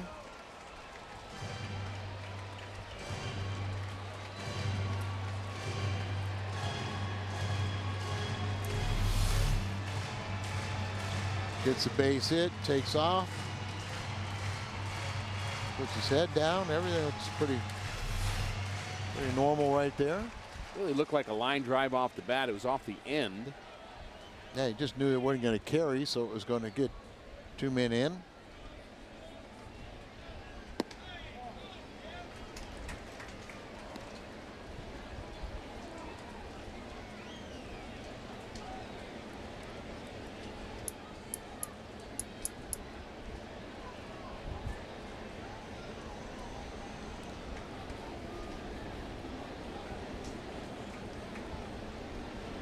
Matt Carpenter is 1 for 2. He has an RBI. Freeze the runner at first, and another base hit for Carpenter. The Cardinals with 4 straight hits in the 4th inning. Now 5 straight base runners in the 5th. Times just comfortable swing, just try and make contact. Don't try and do too much. Capuano normally has a tough time against left-handed batters, and I would have to say Descalzo, Carpenter, and John Jay wouldn't be the first 3 or the toughest left-handers he's faced, but they've done the job. All 3 of them have at least 1 hit. 4 for 8. 2. Yeah, 4 for 8 collectively. There's the pitch total for Capuano. And he's out of this game. Second visit, Don Mattingly come out there. Capuano with only 1 win in his last 5 starts. Make it 1 win in his last 6 starts. He's out. Cardinals scoring more here in the 5th. A great way to see a game at Busch is with a group of your friends or family. Group tickets are on sale now, and groups of 25 or more get great incentives, including a discount off the gate price in most seating areas. For more details, visit Cardinals.com/groups or call 314-345-9500. Our Mid-America Chevy dealer's call to the bullpen is the former closer for the Dodgers, Javi Guerra. Guerra had knee surgery this year, missed 30 games. Just came back on July the 5th. He's held right-handed batters to a .234 average.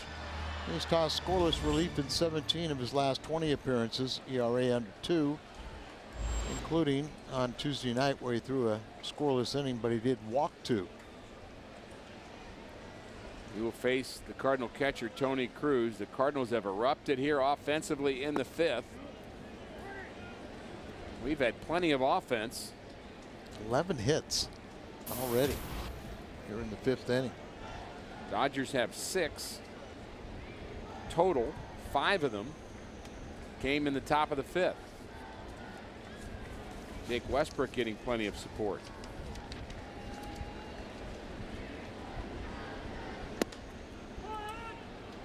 Guerra had 21 saves last year for Los Angeles.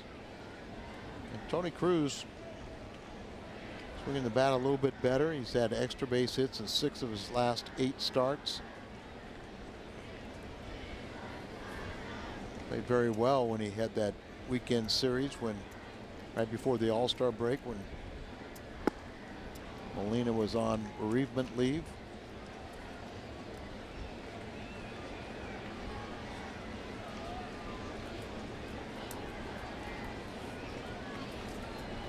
All 9 runs in this game have scored in the last 3 half innings.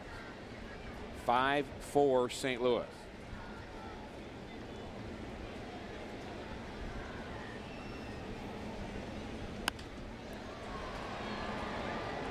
Fly ball to right, late break for Ethier, and he's not going to get it, and it gets past him. Cardinals are going to score another.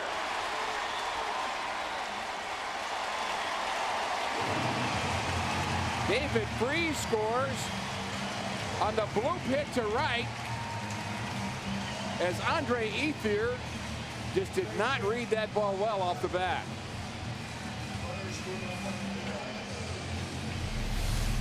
It's a late break, tries to come in here, take the shoestring catch, and it gets by him. Right now they've scored that an error, but Freese will come around. He scores easily. Carpenter ends up at third, and Cruz rolls into second. So if they score that an error, it's the 277 game errorless streak came to an end.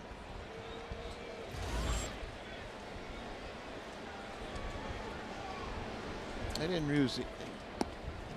Didn't have to give him an error on that ball either, but scored as a hit and an error.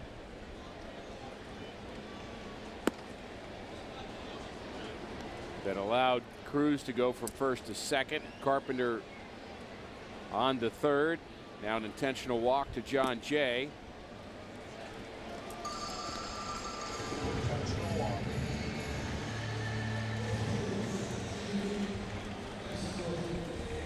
Jake Westbrook has had some RBI opportunities today, hasn't he?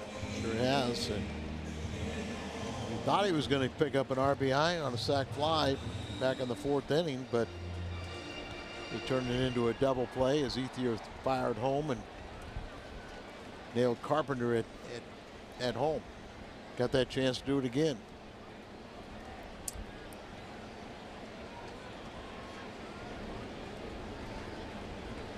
Again, you think squeeze. Carpenter the runner at third. Strike one to Westbrook.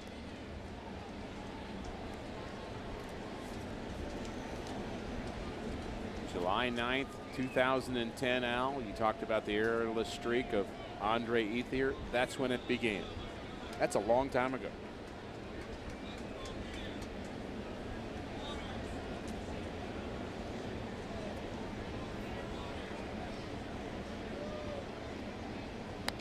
Good swing by Westbrook, 0-2. Yes, it was. Real good swing there.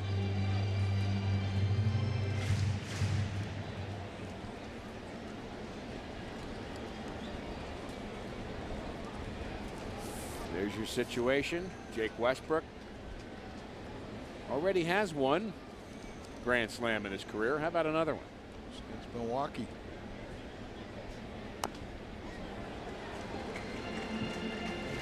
Boy, I wish we could find it and look at it. Oh, here it is. Surprise, surprise.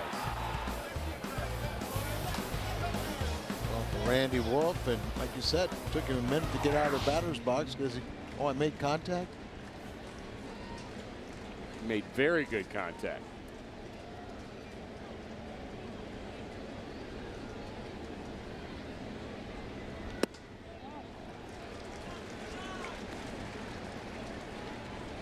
This will not be a quality start, but if Westbrook can pitch through the sixth inning, it would be 21 straight starts with a starter going 6 innings or more.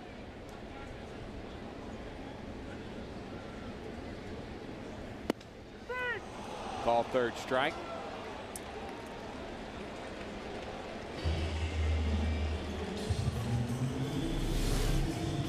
Now set up outside.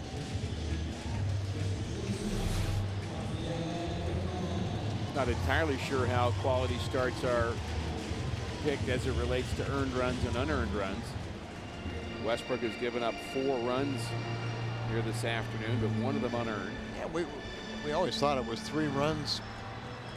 You know, didn't matter if they were earned or unearned, but when we were in Kansas City, we saw a stat that was Sanchez at that time. Gave up 4, but only 3 of them were earned, so they gave him a quality start. Never heard of that one.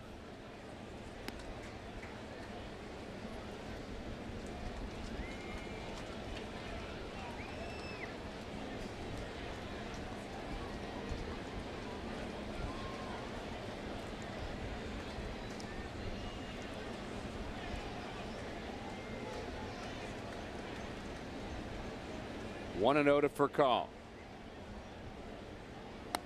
We're checking with our truck. I know, but I mean, on the stat. But weren't you under that impression? Didn't matter? I originally thought so, but when we saw that in Kansas City, I was surprised as well. But that would make sense because it's all about how to manufacture something that's really not there. It's created by an agent, had a starter that didn't have many wins, couldn't negotiate on that, but he qualified. So he invented a stat called the quality stat, and my guy, well, it keeps you in a game. At 6 innings and 3 earned runs is 4.5 ERA. Remember in the 70s where the starting pitcher won 20 games, but he had an ERA over 4, and people laughed at him. It has been confirmed that it's earned runs, so Westbrook still with an opportunity to get a quality start. Ground ball to short. Cruz, low throw, and it's dug out by Rivera. That was not an easy play there. Almost more Cardinal runs. All kinds of action here in the 5th. 4 Cardinal runs. And they take the lead 6-4.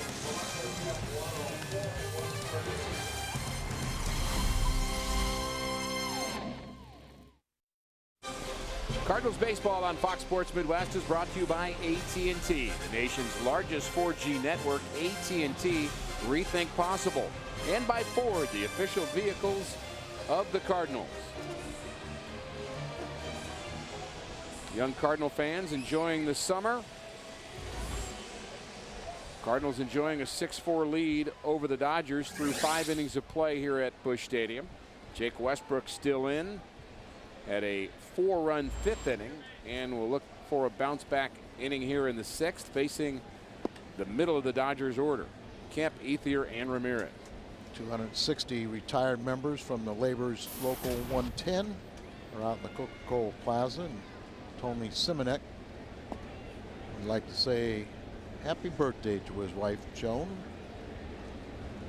One of our good sponsors, the Eastern Missouri Labor's District Council.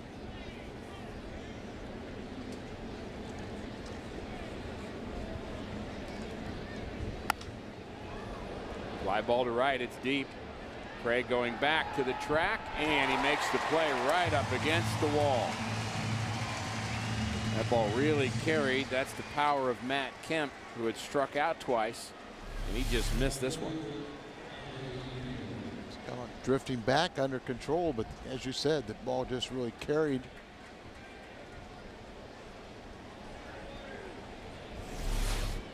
Alan Craig just getting better and better and better defensively. First base, in the outfield. Just don't really worry about him right now. When he first came up, you know, they said he had no position, but now, as you said, much improved, and play him at first base, the corner outfielders. La Russa played him a little bit at second base. You wouldn't find it unreasonable if he went back to third on an emergency basis. And I know I like his bat in the lineup. No question about that. Andre Ethier's 2 for 2. Been very central to this game, hasn't he? A couple of hits. He scored a run, threw a player out at the plate, made an error that led to an extra Cardinal run. I was told by representatives of the Dodgers coming in that they had 3.5 players. And Kemp, Ethier, and Mark Ellis. The half player was A.J. Ellis. And now, you know, you had Hanley Ramirez. Had the good pitching, but really needed some more offense. They didn't put that on their bio, did they, that he's a half a player? No. That's kind of hard, Al. Well, but think about the other guys. The other guys didn't get it half. I know. And you're just the messenger. I get it. I'm just the messenger. That wasn't Don saying it.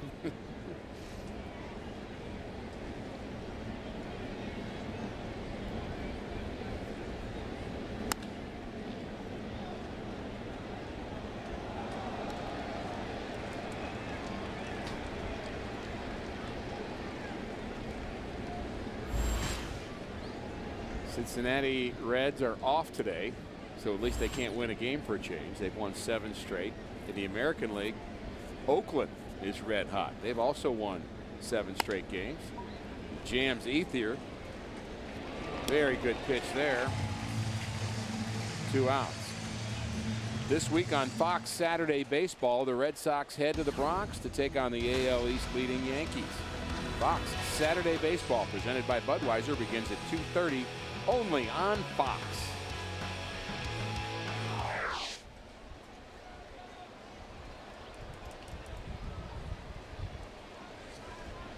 That brings in Hanley Ramirez. Singled and scored in the 5th.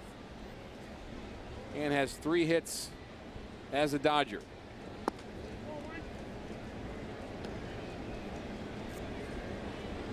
Hanley has a couple more years on his contract. Signed with Miami, so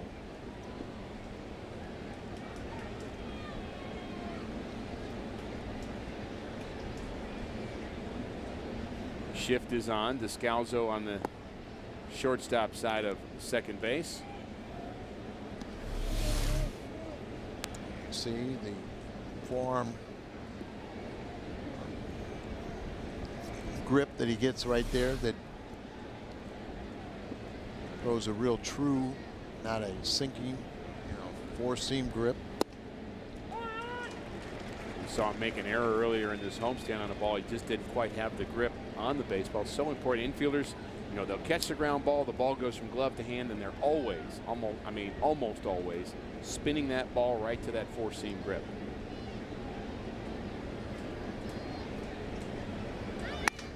And you would do that today. If you went out and played catch and somebody threw you a ball, you would transfer from glove to hand and probably find the seams almost immediately. I threw the ball across the small part of the seams. Very unusual. But when you say, I just catch a ball and reach into it, and within a split second, I have that grip.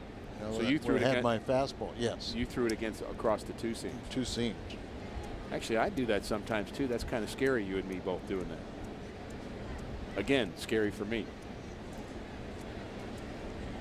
I don't know what to tell you, Rick. Have all the different ways to grip it, but I choose your way. Grip it and rip it.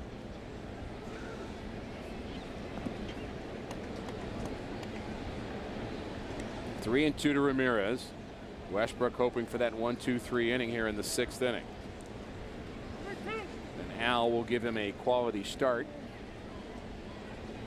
Only 77 pitches. Well, that's the thing. He has to keep on pitching. Sure does. More work to do. Check swing, and he does not go. First walk.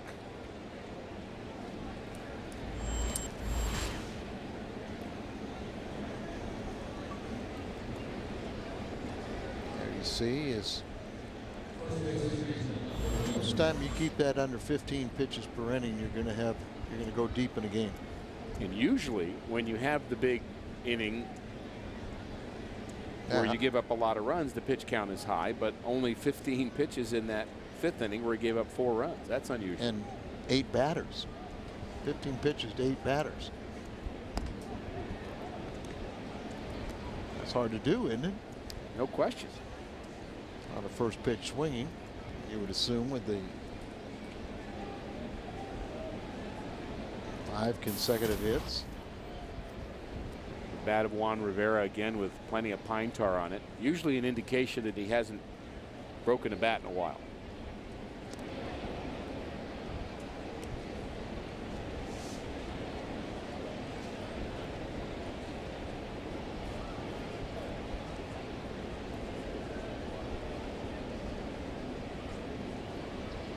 Players have their batting practice bats, and then they have their gamers.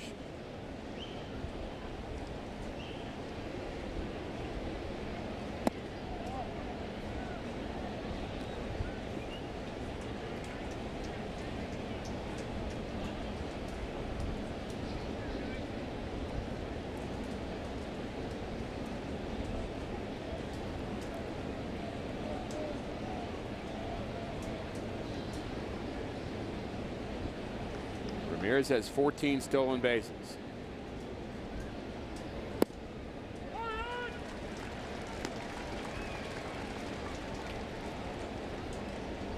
Jake Westbrook 0-2 with a 6.48 in his career against the Dodgers. Not a lot of appearances against LA.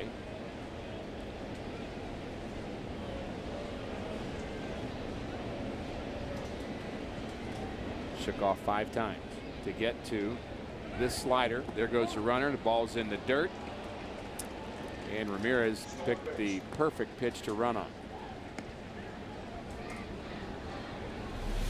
And breaking ball down and away.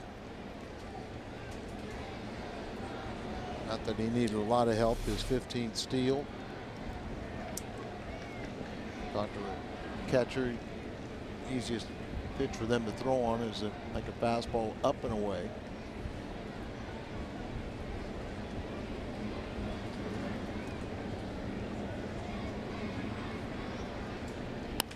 Up the middle, it hits Westbrook again, keeps it in the infield, and he's able to throw out Rivera. This time it worked. He's getting good at that play. This time a kick save and a beauty for Jake Westbrook. He is through 6 innings. Cardinals still lead. Bottom of the 6th inning, 6-4 Cardinals. Derek Lilliquist has seen his pitcher develop a new way of fielding ground balls. He's done it twice. The first time it was a work in progress because he got off his leg, not the heel of the shoe. Here he gets the heel of the shoe. He's able to recover and make a very nice play and throw him out. I think they practiced that. Little grimace. They try and check with him, and he's going, nope, I got a chance for a win. He's got a chance for a couple of bruises, too. Those you'll take if you get a win behind it. No question. Starting pitchers have 5 days to heal.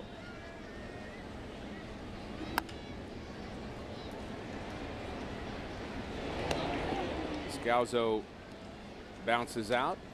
Time for our AT&T trivia question here this afternoon.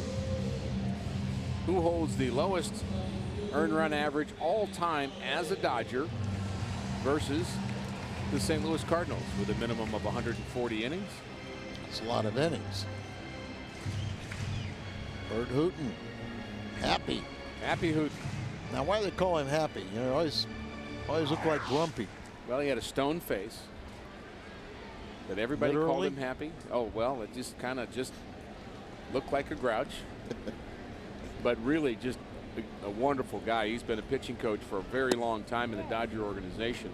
Always around spring training, Dodger Town, and really just very highly thought of. Texas, and he threw kind of a new pitch at the time, the knuckle curveball.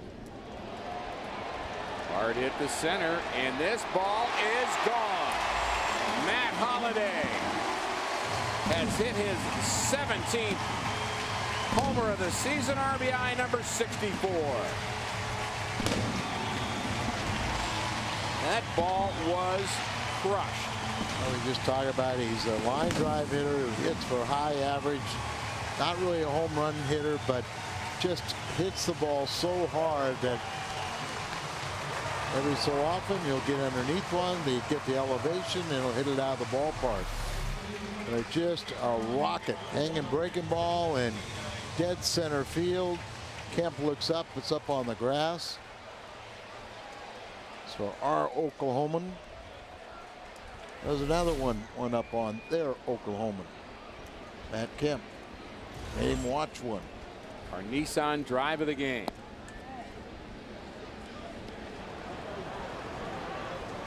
Berkman like that. We've had nothing but solo home runs in this homestand. That's usually how you get the crooked numbers with the home runs. Yes. That was the interesting thing about the 12-run inning we had on Saturday night. You know, Mike Shannon always talks about how a home run is a rally killer. And there's a great example. You got 12 runs without the benefit of a home run. Craig is jammed. 2 outs.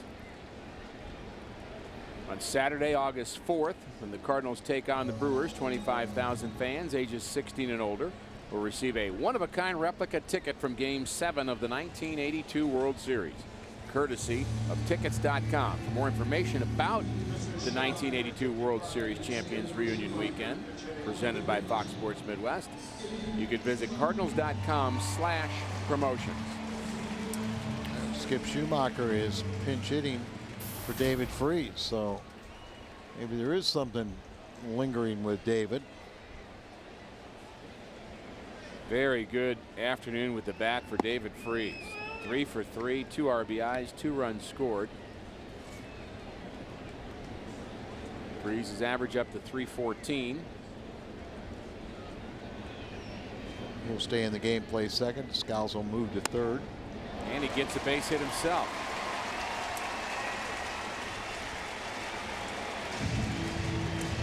th hit for the Cardinals this afternoon.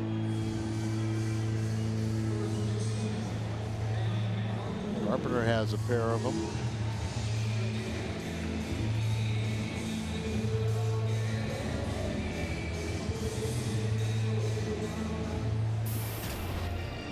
Back-to-back hits for Carpenter. 1 in the 4th, 1 in the 5th. 7-4 St. Louis.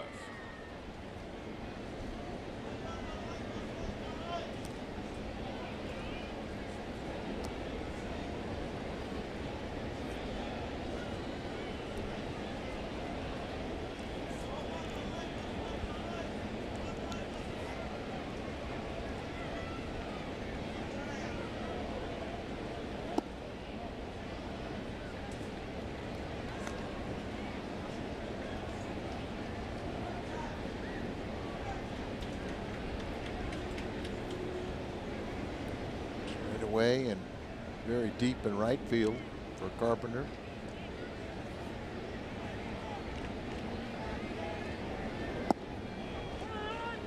Out in front of that, and again, the Happy lot feet. of movement. Yeah, just jumping at the plate,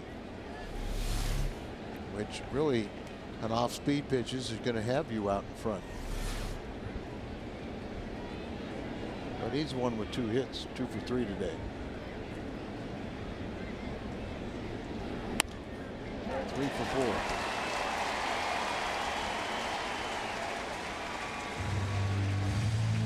Hit number 14 for the Cardinals, make it 15.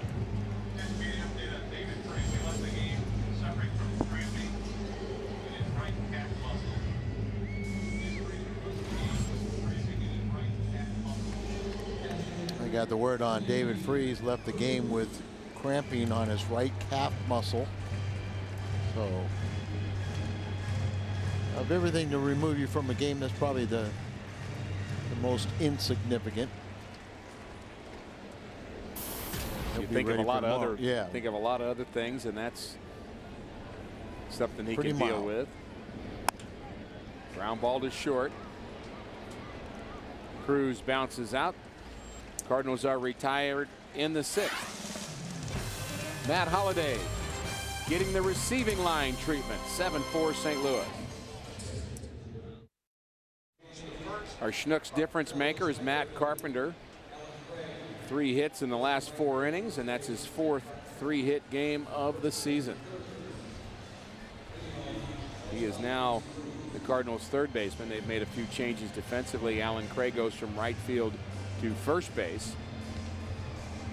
Well, I knew that Schumacher would stay in the game, but he's playing right, and instead of Scalzo going from second to third, and Schu going to second. Scalzo stays at second. Craig comes to first. Carpenter goes to third. I'm sure there are times where Mike Matheny and Mike Aldretti, who's really kind of the right-hand man for Mike Matheny, they have to sit there and think about it. Now, okay, with this combination, where are we best? Because you've got multiple players that can play multiple positions. but where are they best as a whole becomes the question. And I think maybe the key thing is with Westbrook still being on the mound, being a ground ball specialist, you want to keep Descalzo, you know, a real true infielder there to help out. Skip came up as an outfielder, so that makes sense. Craig has become pretty accustomed over at first, and Carpenter's a natural third baseman. There's your sure hands. Fuentes, the newest Cardinal, is warming up in the bullpen. I would guess we would see him in the 8th inning, no matter what. Sounds good to me. There's the former closer. 2009, he led the baseball with 48 saves for the Angels. Cardinals were really interested in signing him as a free agent, but let go by Oakland. Agreed to a minor league contract, went down, but had a clause that he had to come to the big leagues before July 31st. Stepped that up. Showed up yesterday.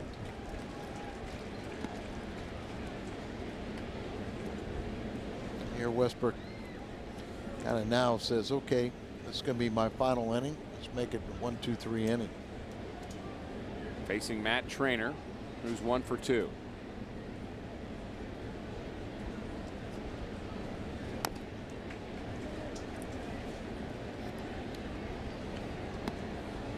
James Loney in the on-deck circle. He'll bat for Javi Guerra.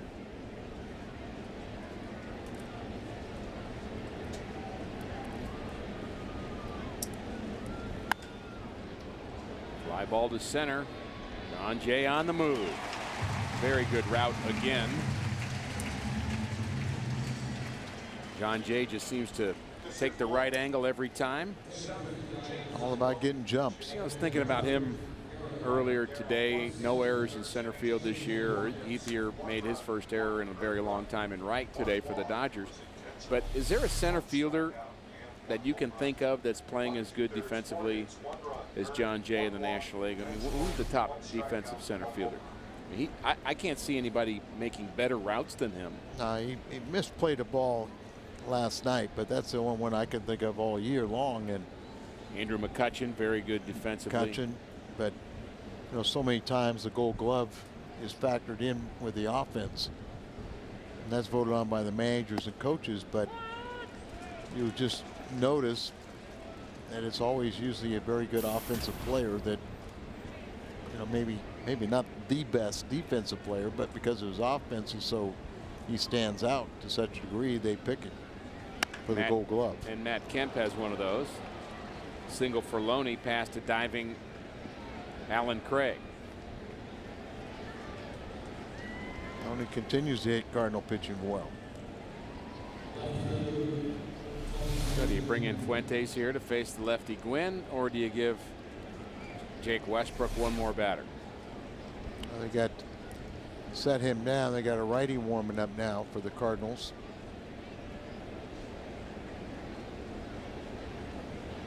Rosenthal, he got a scare last night as he was going to pitch the 13th if the game would have been extended.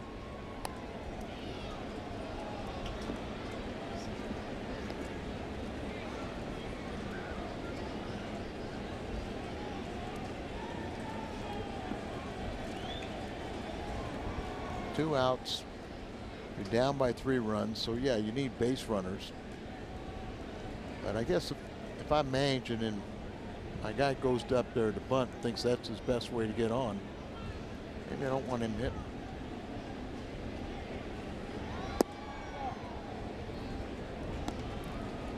Just a pet peeve of mine. It seems to me that when you bunt in that situation, you're saying, I don't really want to handle this. I'll let the next guy drive in the run. And yet today's baseball, it doesn't seem like it might, if people are bothered by it, but I'm with you.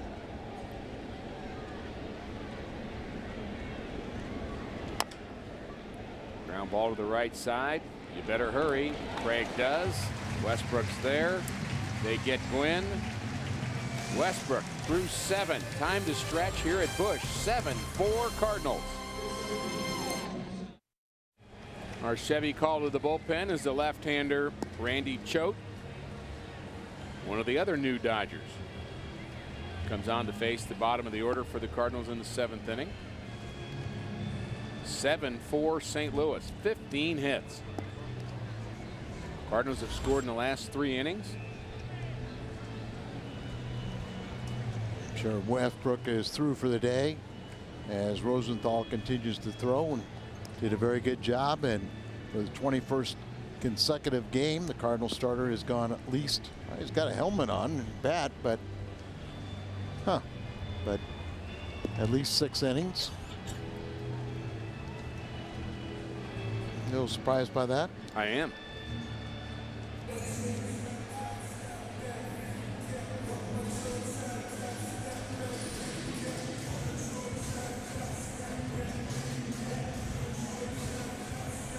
Sometimes you try to get those extra right-handers in the next inning. Maybe get 1 or 2 outs. I understand. But sometimes that comes back and bites you. Yes, it does.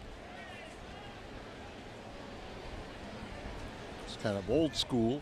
You know, you go until you need to relieve somebody, but a lot of relievers today, they only want to pitch with no runners on base. Cardinals really with a thin bench today too. It could be that they'll just let Jake hit and not send him out there. I think there'd be other pitchers, be candidates to do that. It may save Kelly back a pinch run. But, you know, Loesch and Wainwright right now would be better hitters than Westbrook.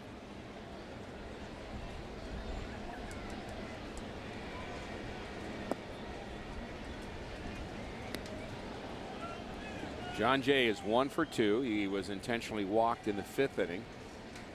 Cardinals scored 4 runs in that inning, answering a 4-run Dodger 5th.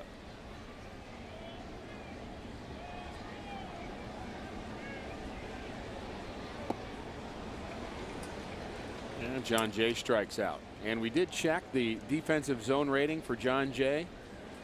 The best in baseball. In terms of the ground that he covers in center field, he has a 950. I don't know what that means, but it's the best.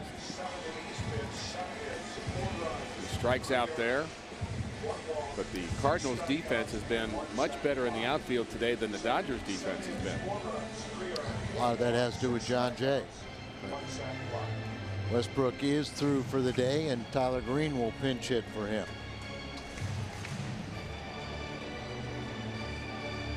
Great job by Jake Westbrook once again.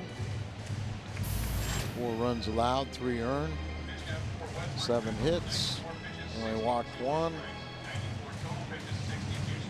and struck out 6. And Rosenthal will be the next pitcher. And he is fun to watch. And a base hit for Tyler Green, his first pinch hit of the year. After being 0 for 13, and he hit that ball right on the nose.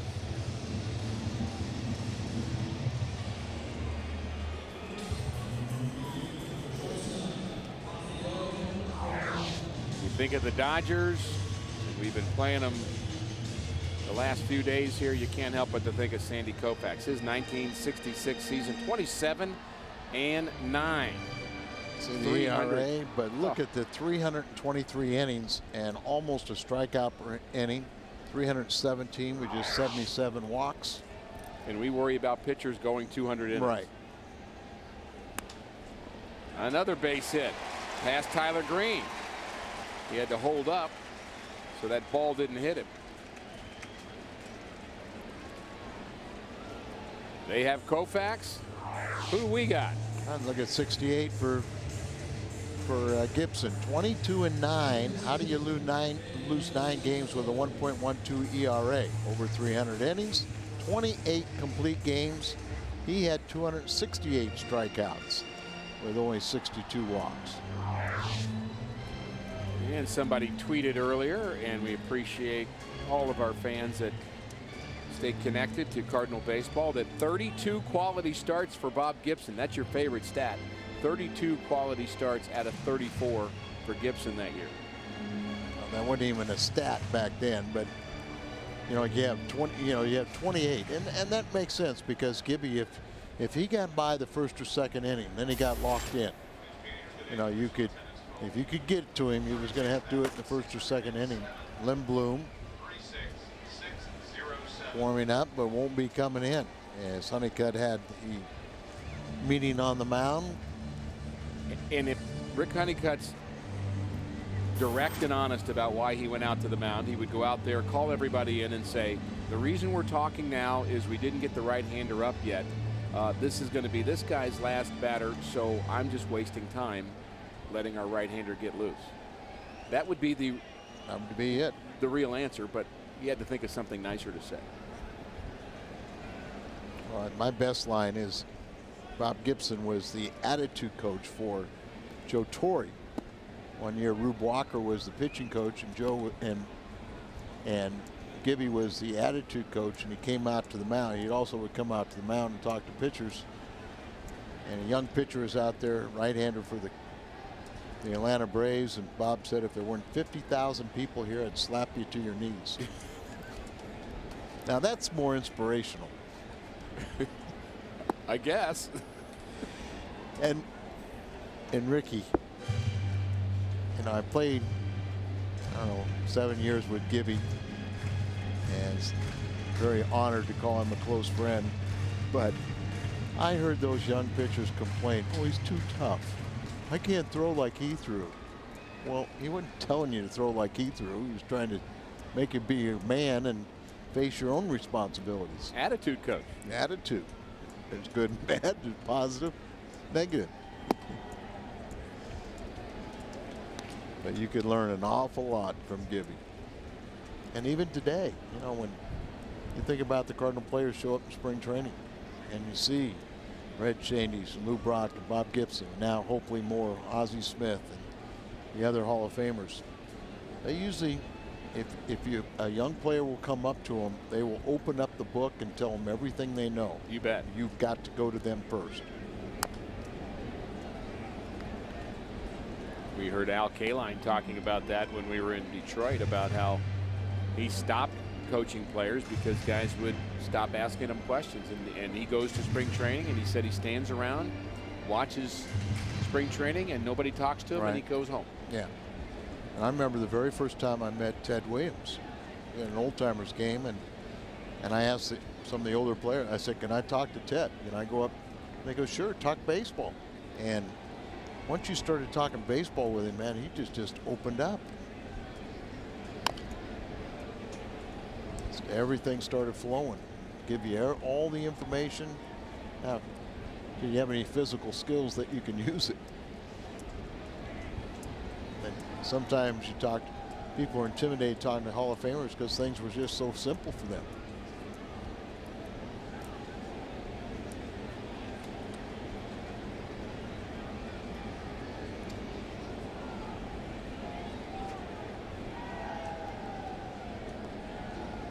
One out in the Cardinals' seventh. They lead by 3. Line drive to first and a double play. Rivera beats Furcal to the bag. 3 unassisted. We go to the 8th inning. Cardinals lead the Dodgers 7-4. Welcome back to Cardinals baseball on Fox Sports Midwest. Let's go to Pat Paris in our studio with this Bommarito sports update. Pat? Rick, thanks very much. Tampa this afternoon in Baltimore. Trade bait right-hander James Shields in some trouble in the 5th. Bases loaded for Chris Davis. He clears them all with a double to left center. Orioles top the race 6-2. Despite giving up 5 earned runs, Shields did manage to strike out 10 in 6 innings of work. Rick and Al, back to you at Busch. Thanks, Pat. Rafael Furcal was doubled off in the bottom of the 7th. Just how close was this call? See, Rivera's foot beats the hand of Furcal. Sinking line drive, probably with his secondary lead, was a little bit too much. About that camera work. Yeah, great camera work as usual. Mitchell Boggs is appearing for the 45th time. He's on a nice little run of 17 straight scoreless appearances with a perfect inning last night. Cardinals had 5 shutout innings by their bullpen, 1 by Boggs, 2 by Mott. He only threw 21 pitches in his 2 innings.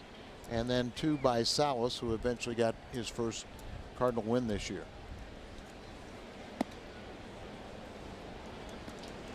Never even saw Boggs warm up.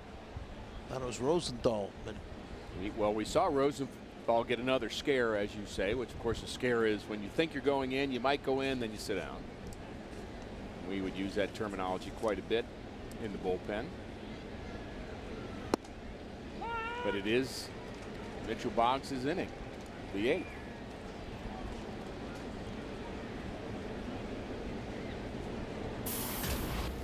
Ellis 0 for 3 today, but very solid player. Boggs jams Ellis.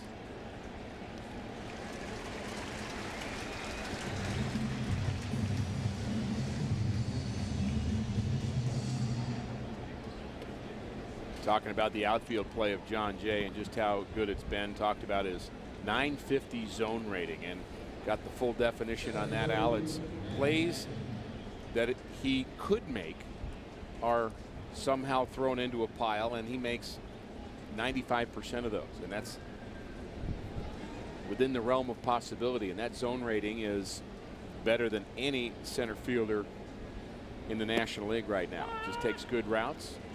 And there's some plays you don't make that aren't errors. You just don't get to them. You take the wrong route, but his zone rating is very, very good. He's the most defensive gems on Cardinal staff, Cardinal team.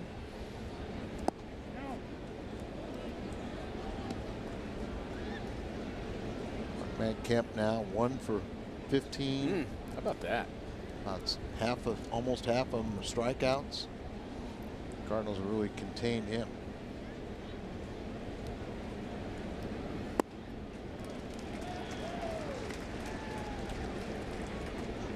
Cardinals go on and win this game and win 3 out of the 4. I think with the help of my definition or my explanation and what the Dodger broadcasters have seen in this series, they understand why Cardinals are on their way up. First game they couldn't believe, looking at the statistics, why the Cardinals were where they were in the standings, but Cardinals complete this game to be 6-1 on the homestand and only pick up 1 game on Pittsburgh and no games. Well, I guess they get a half game if they win this one. Tough play, throw on the run, and not in time.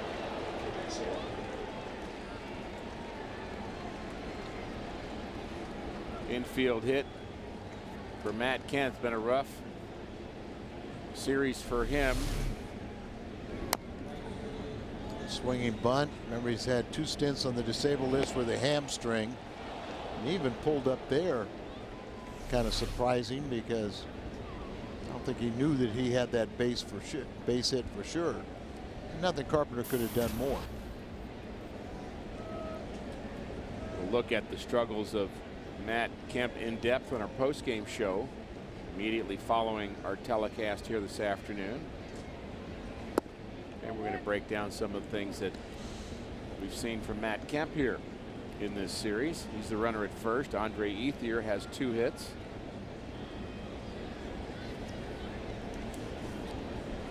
And the Cardinals still have some more work to do here. 3-run lead, even though they've out-hit the Dodgers 17-8. There goes Kemp. Here's a throw to second. No chance. Sore hamstring and all. 3rd steal and 6 attempts, but picked the right pitch, change up to run on.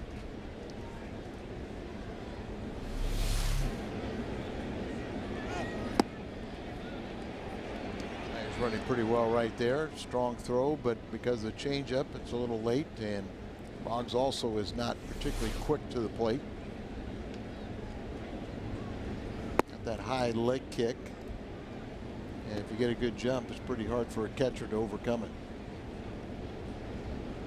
A couple of stolen bases for the Dodgers here this afternoon. Tony Cruz now 3 out of 16 and throwing out runners, but we do like his catcher's ERA of 3.4. He's handling the pitching staff very well, working with Boggs here in the 8th.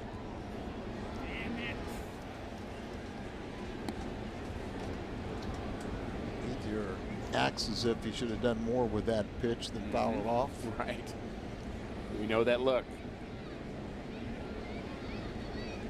Remember teammates.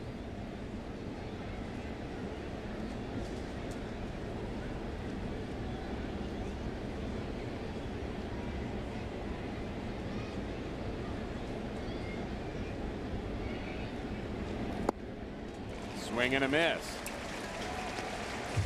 Nasty slider, cutter, call it what you want. Yeah, look at whew, a little dot right there, and the bottom just fell out of it.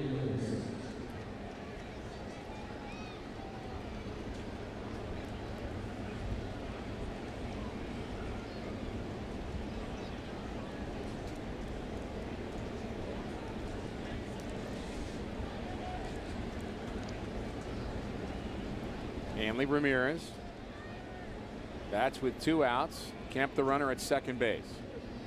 7-4 Cardinals. Mitchell Boggs trying to get through the 8th.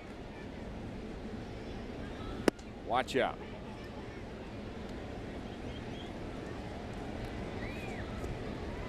More action in the Cardinal bullpen. This time it's Zepchinski.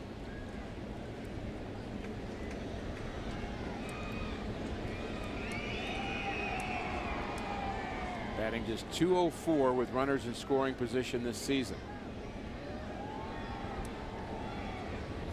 Somehow Ramirez still has 49 RBIs.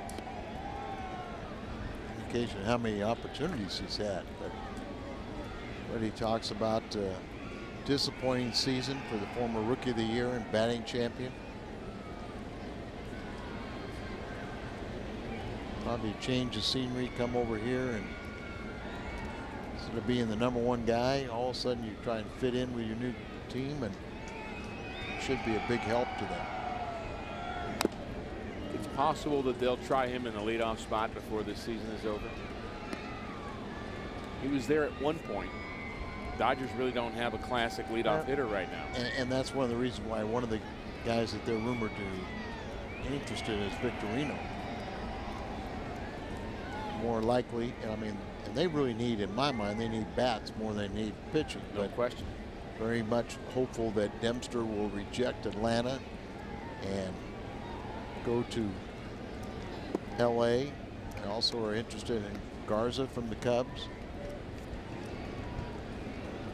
James Shields with Tampa Bay is another name that's out there.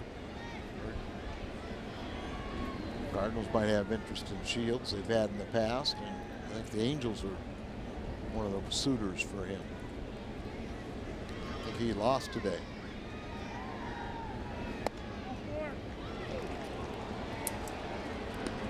Boggs walks Ramirez.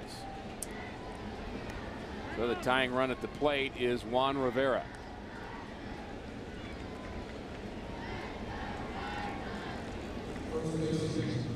Eric Loeb, Chris out to talk to Boggs here a little bit. Rainy men.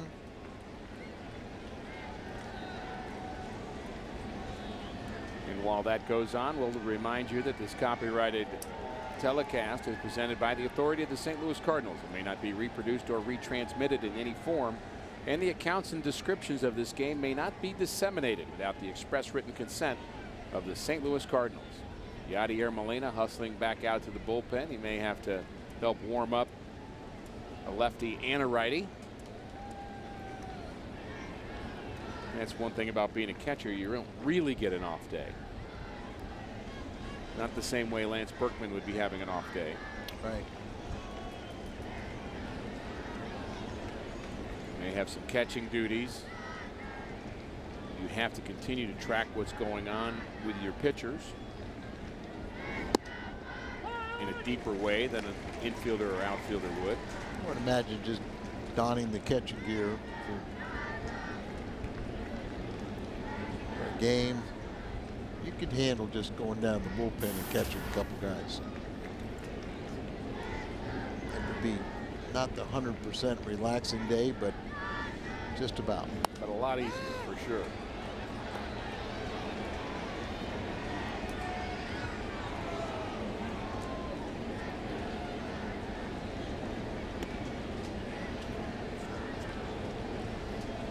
So Bogg gets ahead of Juan Rivera 0-2.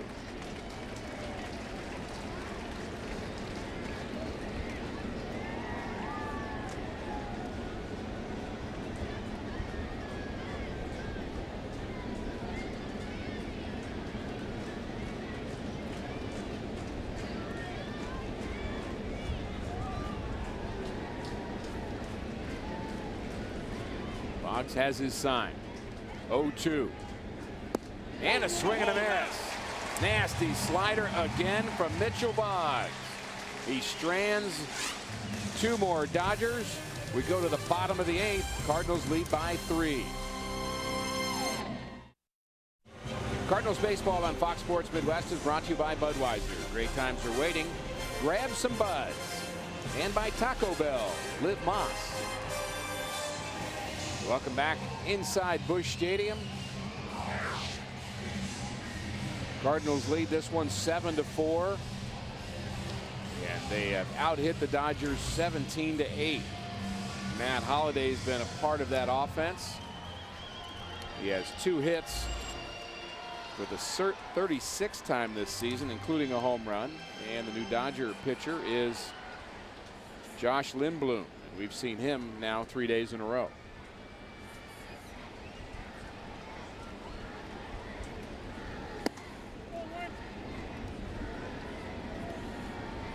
Holliday, Cragen, not David Freese. He's out of this lineup. Schumacher replaced him in the 6th inning. Swing and a miss. Big swing by Matt. David Freese was 3 for 3 before having a cramping in his right calf. Schumacher replaced him. And he's now the right fielder. He'll bat 3rd this inning.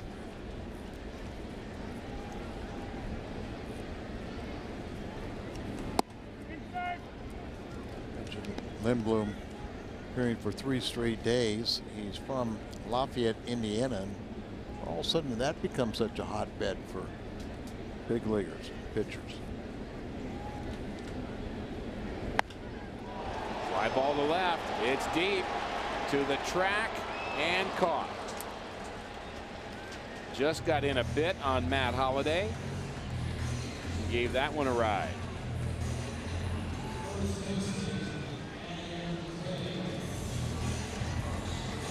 Cardinals hoping to go 6-1 on this homestand.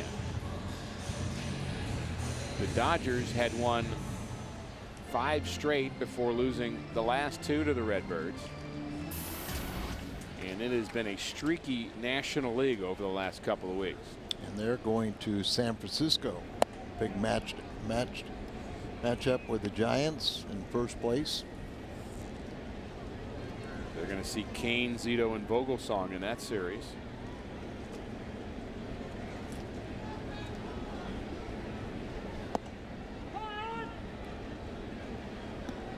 And for folks on the West Coast, it's a little bit like the Cub-Cardinal thing in the Midwest. I mean, that is quite a rivalry, the Dodgers and the Giants. A little closer to the Yankees, Boston. I would say so in terms Bad of blood. Yes, no question about that.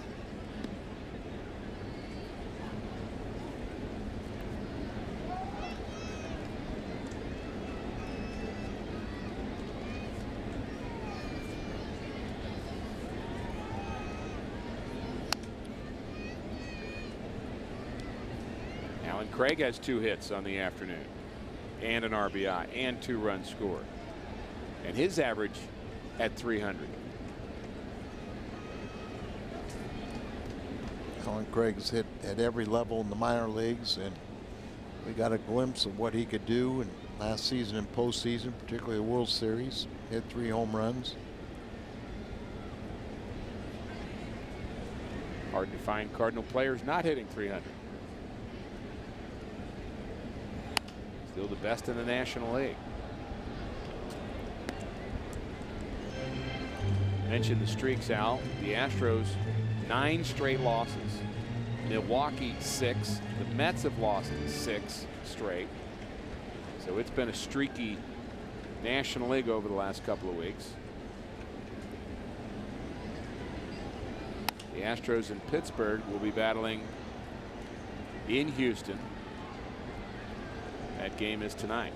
And the Cardinals win this game here, they'd only pick up 1 game on the Pirates, who will play later on, and with the idle Reds, it would just be a half games on the Reds. But you just keep on winning your ball games and the rest will take care of itself. Jason Mott will get a chance for his 22nd save if the score stays 3 runs up.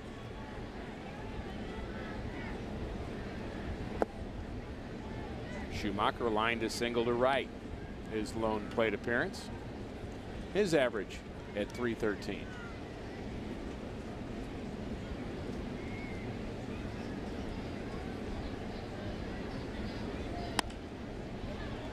Bloop into left, and it's going to be another hit for Schumacher.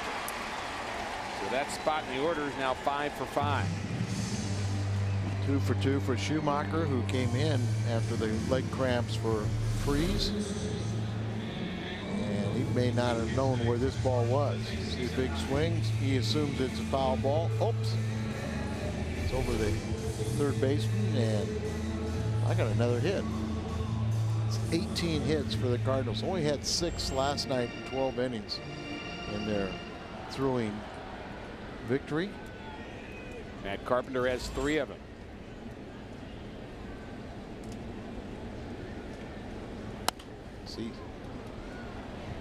Season high with their 18 hits.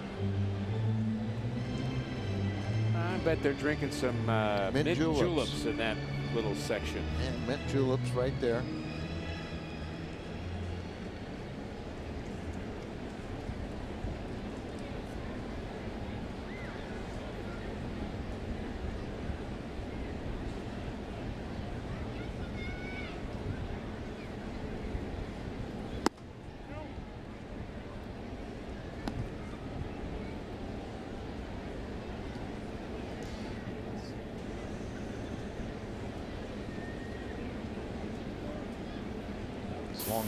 As this is a save situation, Mott will come in.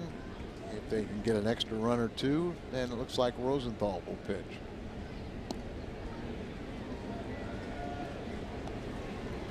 And that's where Rosenthal, who spent a lot of time as a starter, needs to be coached by Dyer Miller, and there's no question he is. It's okay, you just follow along with the game. You don't have to be ready yet. Just kind of stand there.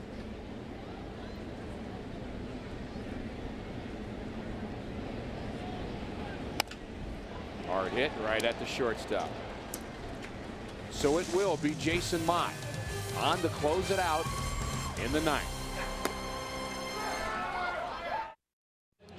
Cards lead at 7-4 as we head to the 9th in St. Louis. Coming up after the game on the post-game edition of Missouri Lottery Cardinals Live, Pat Paris, Cal Eldred are at Lumiere Place. They'll break down Jake Westbrook's day, how the Cards kept Matt Kemp under wraps, and another edition of Mic'd Up. All that and more coming up. Jason Mott will try to slam the door on L.A. He's on to pitch. We go back to the booth and Rick and Al, guys. Thanks, Jim. Jason Mott ready to go. 7-4 Cardinals. Mott with 21 saves on the season. He's 5th in the National League in that department. Jonathan Papelbon 1 ahead of him. And Jason Mott's been good. Yeah, 8 consecutive scoreless appearances last night. It was his 4th outing this year of two innings. And in his 2 innings of work last night, he only threw 21 pitches. Jerry Hairston Jr. will pinch hit.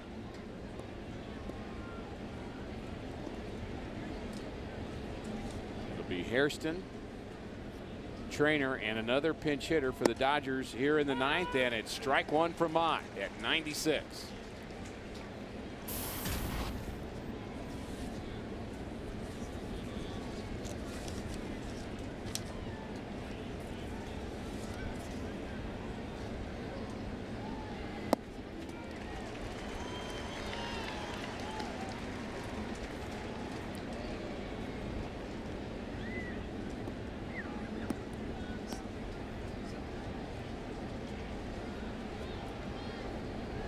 Hairston, 1 for 3 with a double and 4 walks in 8 pinch hitting appearances. Hit .312, 7th inning or later.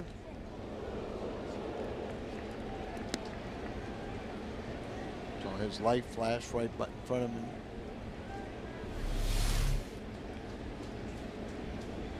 Whoa.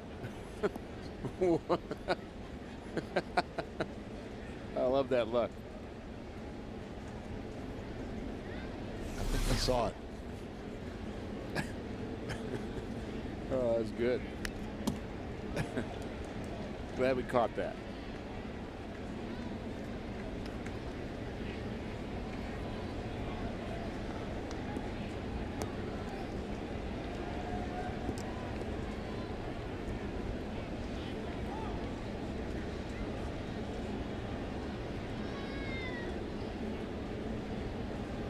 Cardinals are 2-4 on the season versus the Dodgers. A chance to win their third here. And a swing and a miss. Mott strikes out Hairston. Good news today. Things just got serious because the Cardinals scored 6 runs. Any size drink, just 50 cents all day tomorrow at your nearest on the run at Mobile. This year, 6 is a serious number. Ellis, pinch hit for Trainer. One catcher for the other. Ellis is from Cape Girardeau. So 3 pinch hitters in the inning. Bobby Abreu's next. Jays hit .288 in road games this year. Leads the major leagues in seeing 4.53 pitches per appearance. Plate appearance. Does have a ton of walks. Yeah, 45. Some of that probably having to do with him hitting 8th in the lineup a lot. But he's seen a couple already and hasn't seen a strike from Jason Mott, who's throwing hard again this afternoon. Wouldn't expect anything else.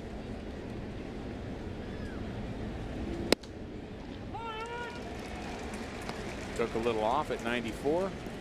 Some people think that, you know, you've been sitting on a bench for close to 3 hours, you know, why speed up the bat? If you can throw hard, just keep on pouring it in there.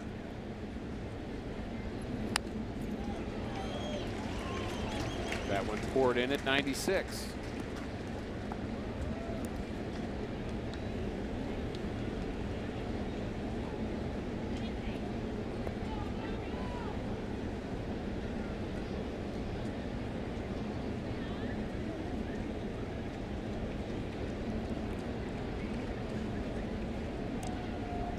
The 2-2.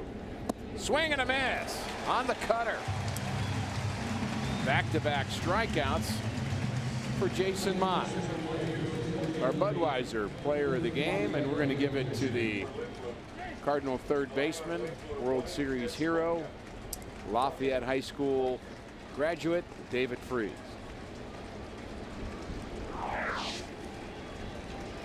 Three for 3 afternoon for David. 9-game hitting streak now. Jace is going to pitch against the veteran Bobby Abreu, ranked second among active players with 565 doubles. That's 2 behind Todd Helton, who's been 5 for 16 and 18 pinch hitting appearances with 2 walks. Fans on their feet here at Busch, and it's strike 1.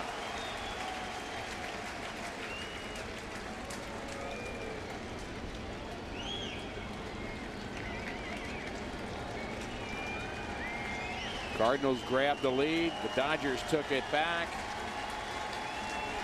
Then the Cardinals grabbed it back, perhaps for good.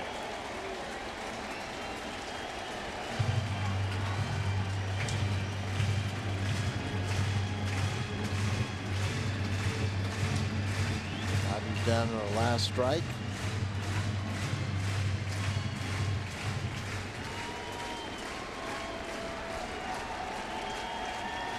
Mott looking for save number 22. The 0-2. 99 as he's trying to rear back and finish it off with a strikeout, striking out the side.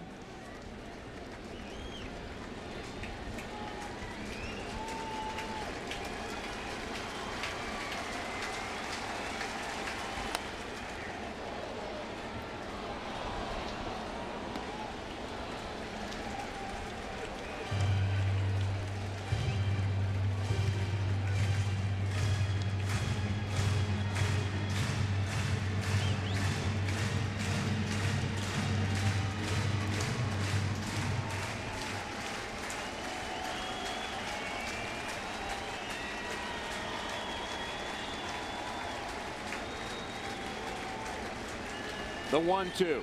Swing and a miss. Jason Mott has closed it out. Another Cardinal victory. And they have taken 3 out of 4 from the Los Angeles Dodgers. And the homestand was a very, very good one. Great homestand, 6-1. The Cardinals back in the winning ways, dominating ball games. Now let's help out the farmers and everyone's lawn. Let it pour.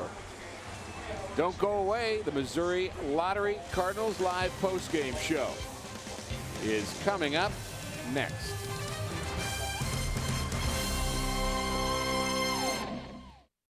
Cardinals win it back over at Busch. Cal Elder and I here breaking it all down on Missouri Lottery Cardinals live from Lumiere Place. And what a homestand and what a way to finish off the Dodgers today. I'll tell you what, they had a tough time in Cincinnati, and then Milwaukee only winning 2 out of the 3 there. But coming home and taking care of that home cooking, the guys did a great job this homestand. Certainly did. Much more from Cal coming up.